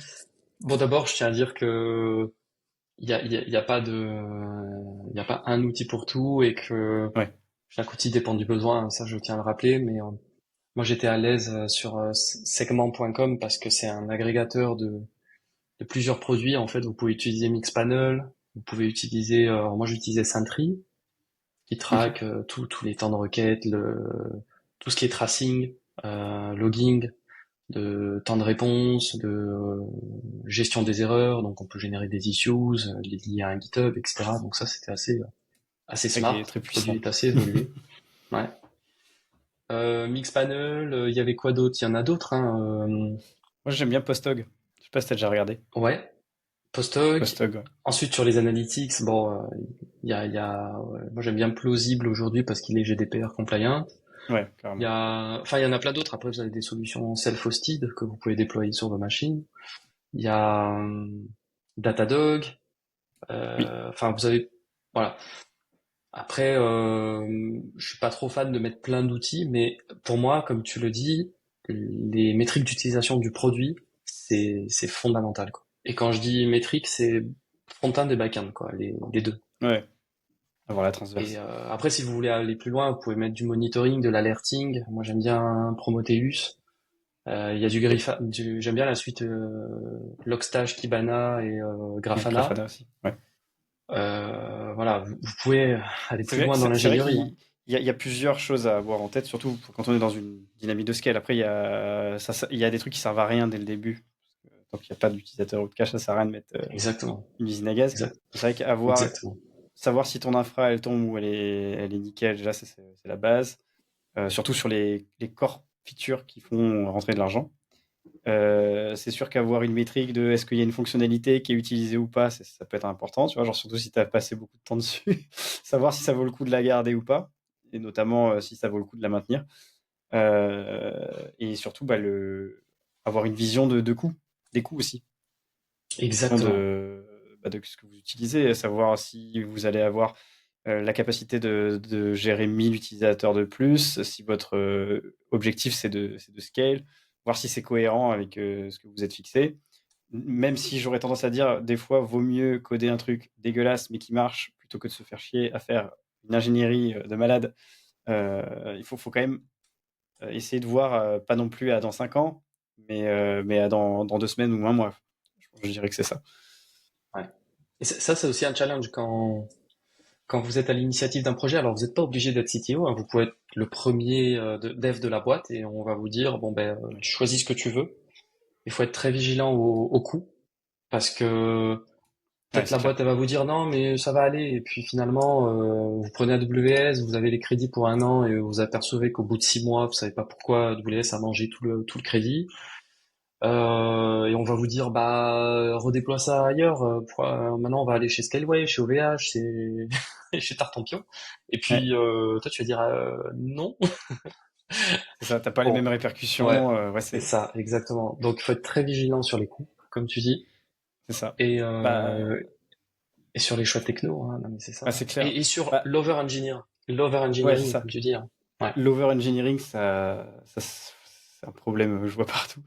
Mais moi, typiquement, Recoder de A à Z, hein, ouais, anecdote que j'avais eu pour un client qui était Culture in the City à Paris pour les coffrets cadeaux spectacle. On avait fait une première version avec mon pote qui était CTO. Donc je m'occupais de la partie front. Et, euh, et en fait, pour le moteur de recherche, vu qu'on n'avait pas le temps d'investir du temps à paramétrer notre propre Elasticsearch, etc., on avait pris la décision de passer sur Algolia.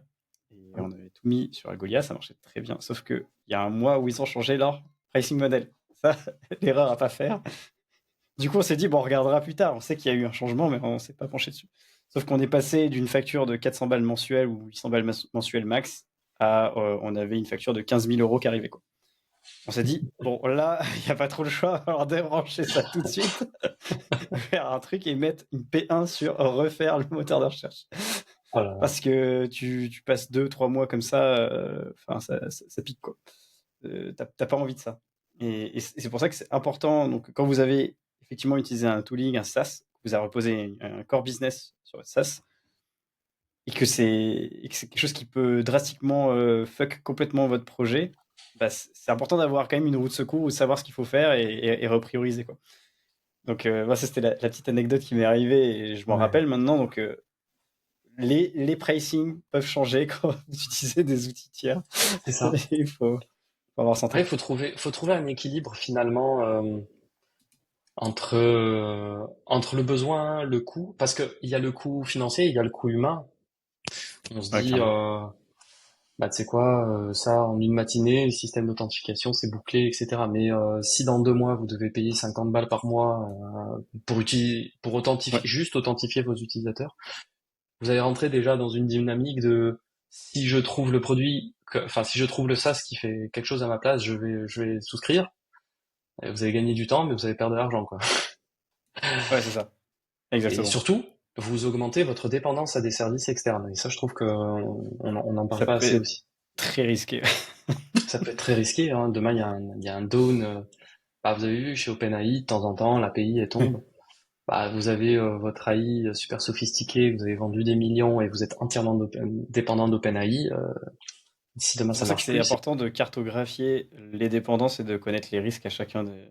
Et avoir un fallback, une version de downgrade à la limite d'une fonctionnalité, ça c'est un truc qui se fait. ouais, Mais tu peux pas te baser sur un nouveau SaaS. Tu vois, genre nous, on a fait aussi une erreur dans une des boîtes. Enfin, je vais pas dire le nom parce que ça serait abusé pour eux. Mais on a misé en fait sur un partenariat d'une startup qui était au même stade que nous et qui développait une fonctionnalité en fait qui nous intéressait et qui était très critique pour nous. On leur a fait confiance, donc on a fini notre projet et en fait on n'a pas pu sortir à temps ce qu'on voulait parce qu'ils étaient encore dans leur jus et ils n'avaient pas tout fini. Et après quand ils sont démenés, hein, les gars, j'en doute pas, toi, pour nous livrer le truc, c'était pas du tout stable et donc en fait c'était impossible de mettre en avant notre business juste à cause de ça. C'est- C'était un gros problème et ça c'était une des premières erreurs du projet qui a fait qu'on a perdu, on va dire, 6 mois à 1 an de fond, parce qu'on a dû réécrire des choses, rechanger, pivoter un petit peu.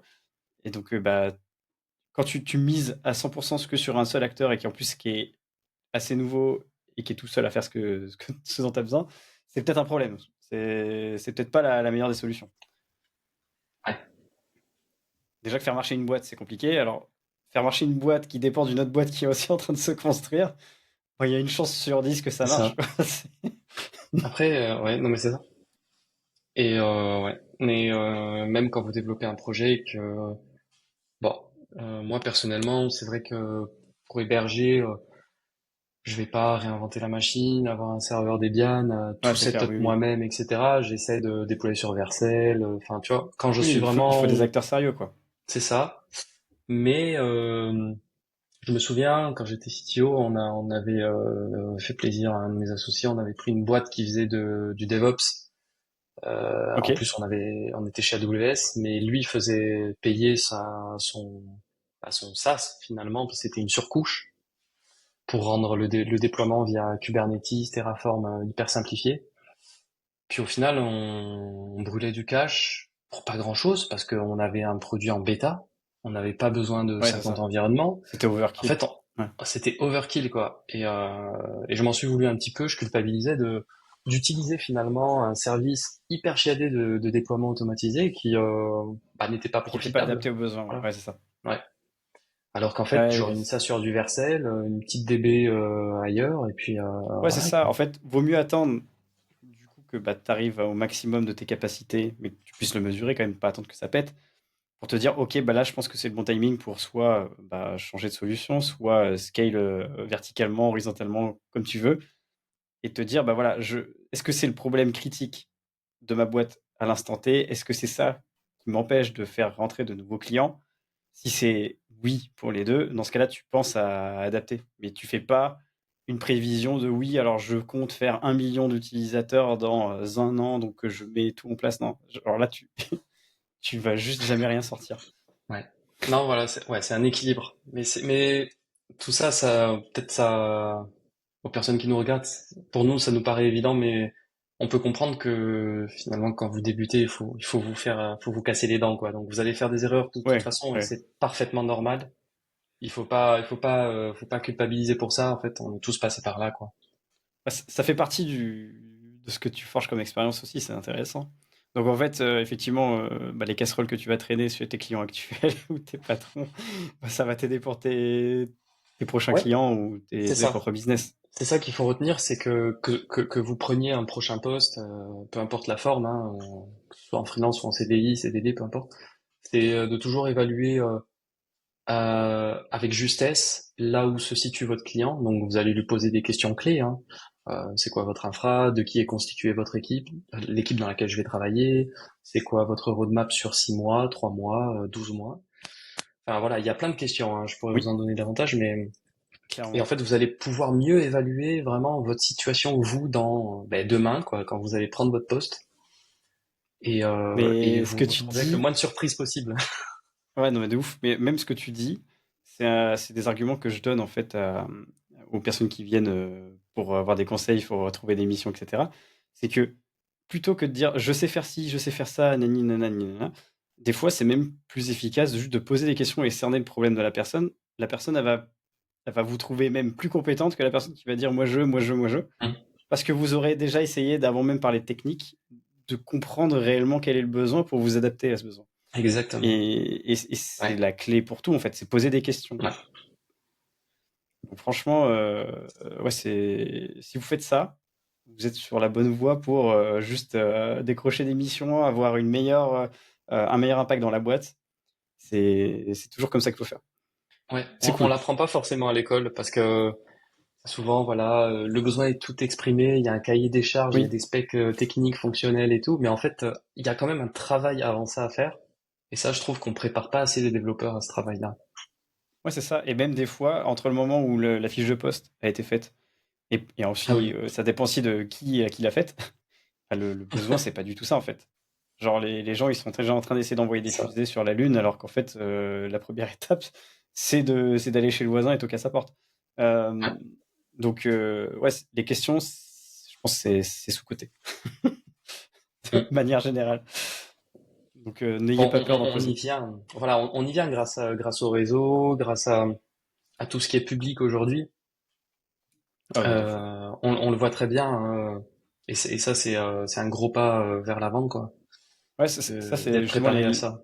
les réseaux, le fait que les gens montrent plus en building public ce qu'ils font, si ça devient plus obvious aujourd'hui. Mais c'est vrai que quand on était dans la tech, enfin, les mecs, c'était Mm. vraiment l'archétype du. Les mecs qui se montraient et qui faisaient de la tech, c'était pour parler de tech et uniquement tech, quoi. On s'en foutait du produit. Ouais, Je trouve qu'il y a un peu ce changement-là, tu vois. c'est Et ça. ça rassure un petit peu. Ouais. Mais, euh, mais en tout cas, c'est cool. Et là, ce que je voulais te poser comme question, c'est quoi tes side projects actuellement? Parce que je sais que tu as du coup fait une communauté de développeurs qui s'appelle Undefined. Tu as quand même 2500 personnes sur Discord. Déjà, première question, quel est l'avantage pour les gens qui nous regardent de rejoindre? Quelles sont les conditions aussi pour rejoindre? Euh, et ensuite, est-ce que toi, tu as d'autres projets en dehors de Undefined? C'est quoi ta routine aujourd'hui? C'est quoi qui te fait vivre? Et voilà. D'accord. Alors, pour répondre à ta question, Undefined, au début, c'était un serveur Slack. J'ai créé il y a 7 ans, je crois, 7 8 ans. Et en fait, après, bon, j'ai switché vers Discord parce que, bon, c'était un goût personnel, hein, bien évidemment. Ok. Et c'est une communauté donc qui regroupe des développeurs en tout genre. Donc voilà, il y a plusieurs étiquettes, hein, front, back, full stack, etc. Et en fait, j'ai souhaité créer ce Discord, cette communauté pour plusieurs raisons. La première, c'était que tout au long de mon parcours, j'ai été amené à collaborer avec des devs et je trouvais ça dommage de finalement avoir une expérience, une aventure professionnelle et de perdre le contact humain avec ces gens. Donc au-delà du téléphone portable, bah, je me suis dit bah ce serait cool quand même que tu nous rejoignes, on papote de temps en temps. Donc au final, j'ai commencé à inviter ces personnes-là. Puis après, il y a quelque chose que j'ai pas énoncé dans mon parcours, c'est que bah, je suis toujours aussi, je suis juré de certification. Enfin, je fais partie d'un jury Cool. de certificateurs, donc j'interviens dans des organismes de formation pour délivrer des certifs. Nice. Euh, et donc j'ai pour habitude de trouver ça aussi dommage que souvent les organismes, quand les élèves sont certifiés, diplômés même, ben, il n'y a pas de suite. Enfin, c'est direct le marché de l'emploi. Débrouillez-vous, limite. Oui. Voilà, il y a pas beaucoup d'écoles qui proposent un accompagnement vraiment post diplôme. Et donc moi, je Oui. me permettais, avec l'accord de l'organisme, d'inviter ces élèves-là dont j'ai vu les soutenances, avec de beaux projets, avec une belle motivation, etc. Je me suis dit, mais c'est trop dommage de les laisser se débrouiller du jour au lendemain. Et je leur ai dit, bah, si j'ai votre accord, GDPR, RGPD, je peux leur envoyer un mail et on Ouais. leur fait signer un mot quand même, j'autorise l'école à fournir mon adresse mail au, au jury. Et donc, je les invitais à rejoindre le Discord. Donc, ça a commencé à faire grossir, si tu veux, le Discord. Il y a eu ça, et puis après, bah après j'ai prospecté manuellement sur du GitHub, sur du LinkedIn, puis le lien était partagé à droite à gauche. Et pourquoi j'ai fait ça aussi, l'initiative elle vient du fait que j'ai pas trouvé de grosse communauté de développeurs francophones. Il y en a une, il y en avait une à l'époque, hein, je sais pas si je peux donner le nom, mais bah enfin il n'y a pas de Vas-y, concurrent, donc vas-y. Te prive pas. c'est Jonathan Boyer, hein, Ok. qui est très bon d'ailleurs, qui est graphic art. Oui. Euh, mais je trouvais qu'il n'y avait pas beaucoup d'endroits où se réunir entre devs francophones en tout cas, parce qu'on voit beaucoup de serveurs anglais, anglais, anglais, et Ouais. bon, on sait que en France, les personnes ne sont pas toujours à l'aise avec l'anglais, donc j'ai dit bah je vais faire une autre communauté, et la différence c'est que j'avais des personnes un petit peu plus qualifiées quand même que des gens qui étaient en formation, qui venaient faire des tutos. C'était plutôt des gens qui avaient déjà de la bouteille. Donc je me suis dit, bah, ça peut être Ok. intéressant quand même de mêler des personnes qui arrivent sur le marché de l'emploi et d'autres qui sont déjà bien installées depuis des années. Ok. C'est Et cool. voilà. Donc Et aujourd'hui, bah, on est des développeurs et on fait euh, quand j'ai le temps, parce qu'on n'est pas nombreux à organiser des lives, mais on organise des lives sur des thématiques de freelance d'ailleurs. Cool. Bah, je vous invite à rejoindre son Discord. Parce que c'est quoi les conditions pour rejoindre? Tout le monde peut? Être majeur quand même, parce que je préfère le dire, ça paraît évident, mais on Oui. avait aussi Ouais. des gens mineurs et ça nous a donné droit parfois à des moments de spam ou des situations un petit peu cocasses. Ok. Être majeur, après c'est au bon vouloir de chacun, bah c'est voilà d'être poli, courtois, respectueux quoi, je dirais un petit peu Oui. comme si on se Non, retrouvait ban. en vrai, voilà. Ouais, c'est et après il y a quelque chose qui est modéré, il faut quand même demander la permission, hein. C'est de l'autopromotion, ça se fait beaucoup, hein. Oui. Autant on peut parler chacun de ses projets, tout ça, il y a absolument aucun problème, mais de là à vendre des services, des trucs, et des fois, Oui. en fait, au début, je l'ai autorisé, puis je suis tombé dans des situations où des gars un peu louches vendaient des Oui. plateformes NFT bizarres et pas Ouais, vérifiables, fais avec gaffe. des pseudonymes et des avatars très bizarres. Donc j'ai commencé à interdire ça, ou du moins à modérer. Et Ouais, faut faire gaffe à ça. En plus, ils peuvent après rejeter ouais, la faute sur toi, parce que oui, il y a des gens qui publient des trucs sur ton Discord. c'est ça. Et donc, Ok. il y a une partie coaching, donc où je donne de mon temps pour essayer de coacher, parce que souvent sur Internet, on va retrouver des informations super utiles, comme tu publies toi, Johan. C'est gentil, merci. Euh, T'inquiète pas, tu seras publié même et, si tu dis du mal de moi. et parfois, aussi, je trouve que c'est des informations redondantes, et on est trop peu, je trouve, aujourd'hui, à donner vraiment des éléments différenciants, des informations qui sont différenciantes de Oui. tout ce qu'on a l'habitude de voir sur YouTube et ailleurs. Et donc, on peut donner des infos, des astuces de manière globale et générale, mais souvent, le coaching, on va dire personnalisé, est utile parce qu'on prend en compte votre situation, le contexte actuel dans lequel vous êtes. On essaie de cerner avec vous vos motivations, vos ambitions. Et du coup, bah, le plan d'action qui va dérouler de ça ne va pas être le même que ce que vous allez trouver sur YouTube, Ah oui, comment c'est gagner 10K personnalisé. par mois, voilà, en C'est ça, cliquant, ouais, c'est le but d'un accompagnement, c'est de s'adapter à exactement. votre Et ça, situation. ça a beaucoup de valeur, effectivement. Cool. Donc, on mettra le lien du Discord dans la description si ça vous intéresse. Et Voilà. Donc il y a une partie, voilà, c'est ça. ouais, et il y avait deux sujets, il faut que je surveille l'heure Ouais, parce qu'après il faut que je trace. Mais il y a deux sujets que je voulais aborder avec toi avant de passer, enfin finir le call. ouais. C'est LinkedIn, qu'est-ce que ça t'a apporté aujourd'hui? Qu'est-ce que tu suggères aux Ouais. gens qui nous regardent? Alors, Et je te poserai la question LinkedIn, après. c'est très utile. Et en fait, ça m'a amené à réorienter un petit peu le Discord. Ça me permet de faire le pont aussi, parce que sur le Discord, en fait, on parle freelance, mais on va aussi parler side project, SaaS, micro SaaS. On parle beaucoup avec Kevin Piacentini, Kevin comme tu Piacenti, disais tout ouais. à l'heure, Hmm. là-dessus, parce que on a tous envie de développer des choses et on est assez frustré de pas pouvoir le faire tout le temps. Et je vois que dans la communauté, il y a pas mal de gens qui veulent développer des produits. Donc moi, j'en ai développé deux, mais venez sur le Discord, ça vous fera des raisons de les découvrir. Et puis, vous pourrez partager vos SaaS aussi. Et pour donc revenir au sujet et répondre à ta question, euh, mais du coup, j'ai perdu ta question. C'est très smart. Ouais. En gros, qu'est-ce que ça t'a apporté LinkedIn, Ouais. toi, Oui, LinkedIn. dans ton Voilà, c'est ça. business en général? Pour faire la passation, c'est LinkedIn. C'est avant tout un réseau pro, c'est-à-dire que, alors, c'est un réseau professionnel, donc vous allez avoir votre profil. Donc pour moi, c'est très important de mettre un profil qui est à jour, donc de revenir le mettre à jour régulièrement en fonction de vos expériences, de vos aventures, de votre portfolio qui évolue, etc. Donc très très important. Et de deux, bah sur LinkedIn, il faut pas avoir peur de commenter, de créer de nouvelles relations. Et surtout, je trouve que c'est un peu bah, ça, c'est les conseils qu'on donne de manière générale, mais moi, je trouve qu'il faut aller petit peu plus en profondeur. Il y a des facettes de LinkedIn qu'on explore mal ou pas suffisamment, notamment la recherche avancée de LinkedIn. Oui. Pour ceux qui Tu souhaitent parles aller plus de Sales loin, Navigator? voilà, du Sales Navigator. Donc, des fois, il y a des features en premium qui vont être utiles, des fois non. Pour démarrer, vous n'êtes pas Ouais. obligé, mais en tout cas, il y a des features qui sont sous-cotées. Euh, vous pouvez, alors, si vous voulez travailler à l'international, c'est très important aussi d'avoir un profil multilingue, donc d'avoir Ouais, l'équivalent de votre profil en anglais.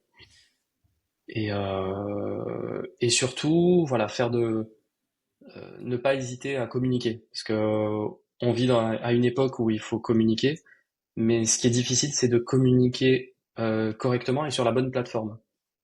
ouais, Souvent, les gens veulent dire, exactement. moi je suis sur YouTube, LinkedIn, Instagram, Twitter, Pas BeReal, du tout la même Snapchat. manière.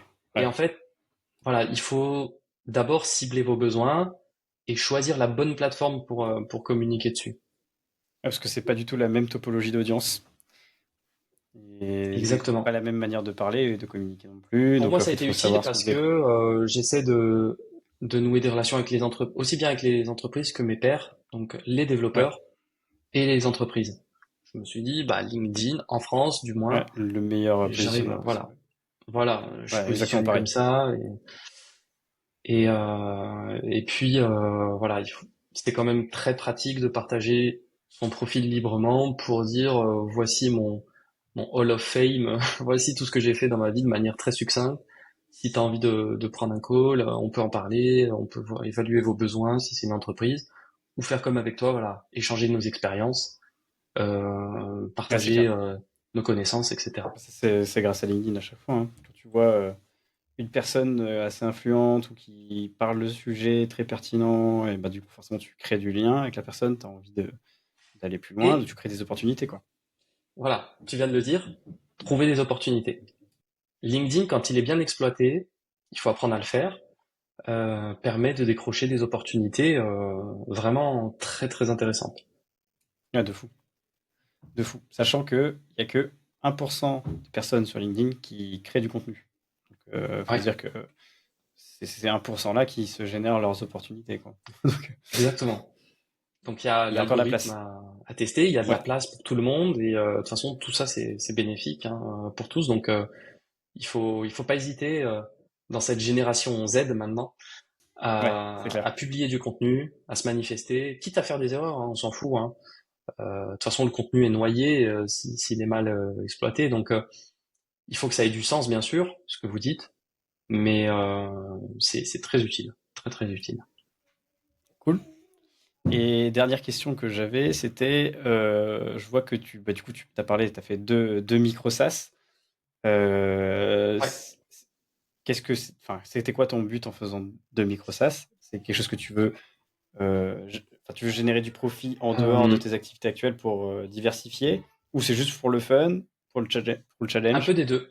Ouais, un peu des Et- deux. C'est-à-dire que j'ai de l'expérience dans différentes activités, donc comme je l'ai dit par le passé, donc je voulais faire une forme d'accomplissement de mes connaissances, et donc j'ai créé clipmagic.ai et dans le traitement de la vidéo. Mais c'est un sujet très particulier et puis après très concurrentiel aujourd'hui, hyper concurrentiel. Donc c'est très difficile de tenir une concurrence et je pense que c'était une erreur, entre guillemets, c'est pas une erreur, c'est une réussite parce que j'ai sorti ce micro SaaS, mais j'ai fait des erreurs dans le développement où je me suis trop attardé sur beaucoup de fonctionnalités alors que j'aurais dû choisir une petite feature pour faire référence à ce qu'on se disait voilà. par le Même avec de passé. l'expérience, on peut faire l'erreur. Exactement. Et en fait, j'aurais dû me focaliser, vraiment me spécialiser dans un truc. Ce que je n'ai pas fait, mais c'est pas grave, hein, l'expérience vaut la chandelle. Et le deuxième SaaS, c'est ismalicious.com aujourd'hui, où en fait, ça c'est complètement de l'opportunité. J'ai repensé ma manière d'aborder la notion de micro-SaaS, où j'ai vu un post d'une connaissance qui s'appelle Laurent Mine, qui est cybersecurity researcher en Belgique, très très calé, et je l'ai Mhm. vu publier un jour des datasets, donc des ensembles de données publiques sur Internet. Je me suis dit, bah c'est dommage parce qu'en fait, il en existe énormément de partout. Donc ça recense, si vous voulez, ça recense des noms de domaine et des IP frauduleuses, des adresses IP frauduleuses. Je me suis dit, bah il y en a de partout, éclatés sur toute la toile, et il n'y a aucun agrégateur aujourd'hui, ou du moins j'en ai pas vu un qui voulait faire ce que je fais, un agrégateur général qui agrège toutes ces adresses IP, ces noms Et de qui fait domaine gagner du ensemble, temps. qui fait gagner du temps. Et donc aujourd'hui, bon, j'ai réuni un petit peu moins de 500 sources, ça fait 8 millions de valeurs, donc adresse IP et nom de domaine confondus, dédupliquées. Ah la vache, Parce ok. qu'en vrai, il y en a beaucoup plus. Et voilà, c'est parti comme ça un soir. J'ai dit, bah, je fais un POC. Et le lendemain, quand j'ai posté sur LinkedIn, bah, j'ai eu beaucoup d'engagement et beaucoup d'entreprises. Donc j'étais super étonné, qui sont venus me voir, qui ont dit, ah, mais nous, ça nous intéresse grave. Ah, surtout les On- B2B, laisse tomber, c'est... En B2B, on m'a Là, dit, tu fais, ça sent bon. ouais. Et ah ouais, ils sont venus, volumétrie. Ah bon, vous avez une volumétrie, c'est quoi? Ah, mais non, on veut faire des milliers de requêtes chaque jour. Quoi. Attends, ok. Comment ça? Je suis pas prêt pour ça, moi. Comment Non, se faire DDoS par son propre j'ai spécialiste? pas signé pour ça. Moi, c'était pour le fun. J'ai dit, bah, je vais agréger. Et puis, c'est tout bête. Vous avez sur le site, vous avez un input. Ça va évoluer là, semaine prochaine. Mais en vrai, voilà, un SaaS pour moi, c'est ça. C'est tiens, il y a un besoin. Ouais. Tiens, je suis un peu smart, je me dis bah pourquoi ça n'existe pas, je vais le faire. Ça me prend une soirée, je vais voir où ça me mène. Et donc aujourd'hui, Mais là, en plus, tu vois que c'est pas qu'un seul besoin, c'est une douleur même. Tu vois, genre que les gens ouais, viennent te voir en disant c'est bon, je vais ouais, faire X requêtes. ah ouais, non mais des gens ils m'ont dit mais je comprends pas, je trouve pas le pricing et tout. Attends, quoi? Non mais qu'est-ce que tu dis? C'est gratuit déjà, vas-y fais joujou avec. Et à tel point que j'ai rebondi là-dessus, je me suis dit ok, moi c'est pas un taf, je reste freelance, c'est un SaaS, c'est un side, c'est bien si ça marche et si un jour j'arrive à le monétiser. Mais je me suis dit, bah tu sais quoi? Sur Undefined, sur le serveur Discord, je vais proposer à d'autres développeurs de, de, de co-construire le produit avec moi finalement. Pourquoi j'ai dit ça? Parce que en parallèle de ça, j'ai quelques déjeuners avec Kevin et on parle beaucoup de SaaS. Super intéressant, allez lire Étonnant, ce qu'il tiens. publie. Et, et je me suis toujours dit, bah c'est dommage de coder un SaaS tout seul, quoi. On est beaucoup de devs, on a beaucoup d'idées et on dev 10% de notre idée et tout le reste on l'abandonne. Et je me dis bah tu sais quoi, autant prendre du plaisir et inviter des gens à contribuer au SaaS. Et donc là on est deux, C'est cool. on sera bientôt trois ou quatre, mais en vrai c'est honnêtement pour répondre à ta question c'est pour le fun quoi, c'est de se dire ok viens on accomplit quelque chose de A à Z parce Ouais. que on a tous des idées, on fait tous un POC. J'ai un excuse-moi, je disparais, mais j'ai un disque dur de 2 Tera rempli de SAS qui n'ont jamais vu le jour. Ils sont sur un disque Ouais. dur. Ils servent à Ouais. quoi, en fait? Et c'est ce que Ouais, je non, dis aux c'est ça. développeurs. Je leur dis, bah, venez. On a tous des projets cachés sous le tapis qui sont Non, mais c'est jamais ça. sortis, qui n'ont jamais vu le C'est jour, ça. et en plus on en a jamais parlé, et c'est complètement con. Parce que t'en aurais parlé, t'aurais Voilà. créé au moins Oui. quelque chose, quoi. Et ça, c'est très difficile de parler de son SAS. On a toujours peur. C'est jamais assez parfait, mais il faut y aller. Il faut. Ouais, c'est ça. Voilà. En fait, il y a deux penchants. C'est j'ai peur qu'on me pique mon idée, alors que c'est Ouais. l'exécution qui fait tout. Et deux, c'est j'ai peur effectivement que ça soit pas assez bien. Ouais. T'es pas Exactement. Netflix, quoi. Genre le produit il va évoluer. Ouais. Faut pas avoir Exactement. peur. Faut pas avoir peur et d'ailleurs, faites attention. Enfin, moi, je fuis des projets très très early où on me dit j'ai un NDA à signer, etc. Ouais, putain, j'en Et ai signé, je sais souvent, pas combien, moi. je tombe toujours sur le projet Airbnb-like, Uber-like, Ouais, la énième marketplace de paddle ou de planche à voile ou je ne sais quoi. Tu dis mais attends, mais j'ai vraiment signé un NDA pour ça, moi. Et, ouais, ou alors on te demande et en fait, d'estimer des trucs, voilà. enfin, genre avant même d'avoir d'avoir 10 Aujourd'hui, lectures du truc. Aujourd'hui, cherchez plutôt dans vos projets quel est l'élément différenciant et mettez le paquet là-dessus, quoi. Si j'avais un conseil à donner, ce serait celui-là. Parce que le produit, Ouais, clairement. il va faire telle et telle chose, il va exister, il existera toujours, vous aurez toujours 100 000 compétiteurs et concurrence en face. Donc, misez surtout sur la feature, la chose qui fait la différence chez vous, quoi. C'est aussi bête que ça. Ouais, ouais, clairement. Et si en plus vous pouvez rajouter un peu de votre personnel brand à vous, enfin votre image, de vous filmer, à tester votre produit, etc., bah ça Ouais, crée aussi un attachement émotionnel et c'est ce qui fait que bah, il y a au moins une chose qu'on ne pourra pas vous copier, c'est votre personnalité, tu vois. Et il y a des gens juste pour votre personnalité et ce que vous faites qui vont vous suivre et qui vont juste adhérer à votre produit. exactement. Ouais, mettez en avant vos valeurs. C'est exactement ça. Exactement, ouais. Ok. Bah, Voilà. écoute, c'est méga cool, ça a été intense. Je te, je te C'est super remercie pour tout cet intéressant. échange, mais super intéressant ton parcours. Et j'espère que vous serez plusieurs à aller rejoindre son Discord. J'y suis aussi. C'est vrai que je l'ai pas ouvert là depuis un moment tellement je suis sous l'eau, mais il faut que j'aille dépiler les conversations. Et ouais, en tout cas, c'était un plaisir de t'avoir sur la chaîne. Ça faisait un moment que je t'avais dans mon Merci. target.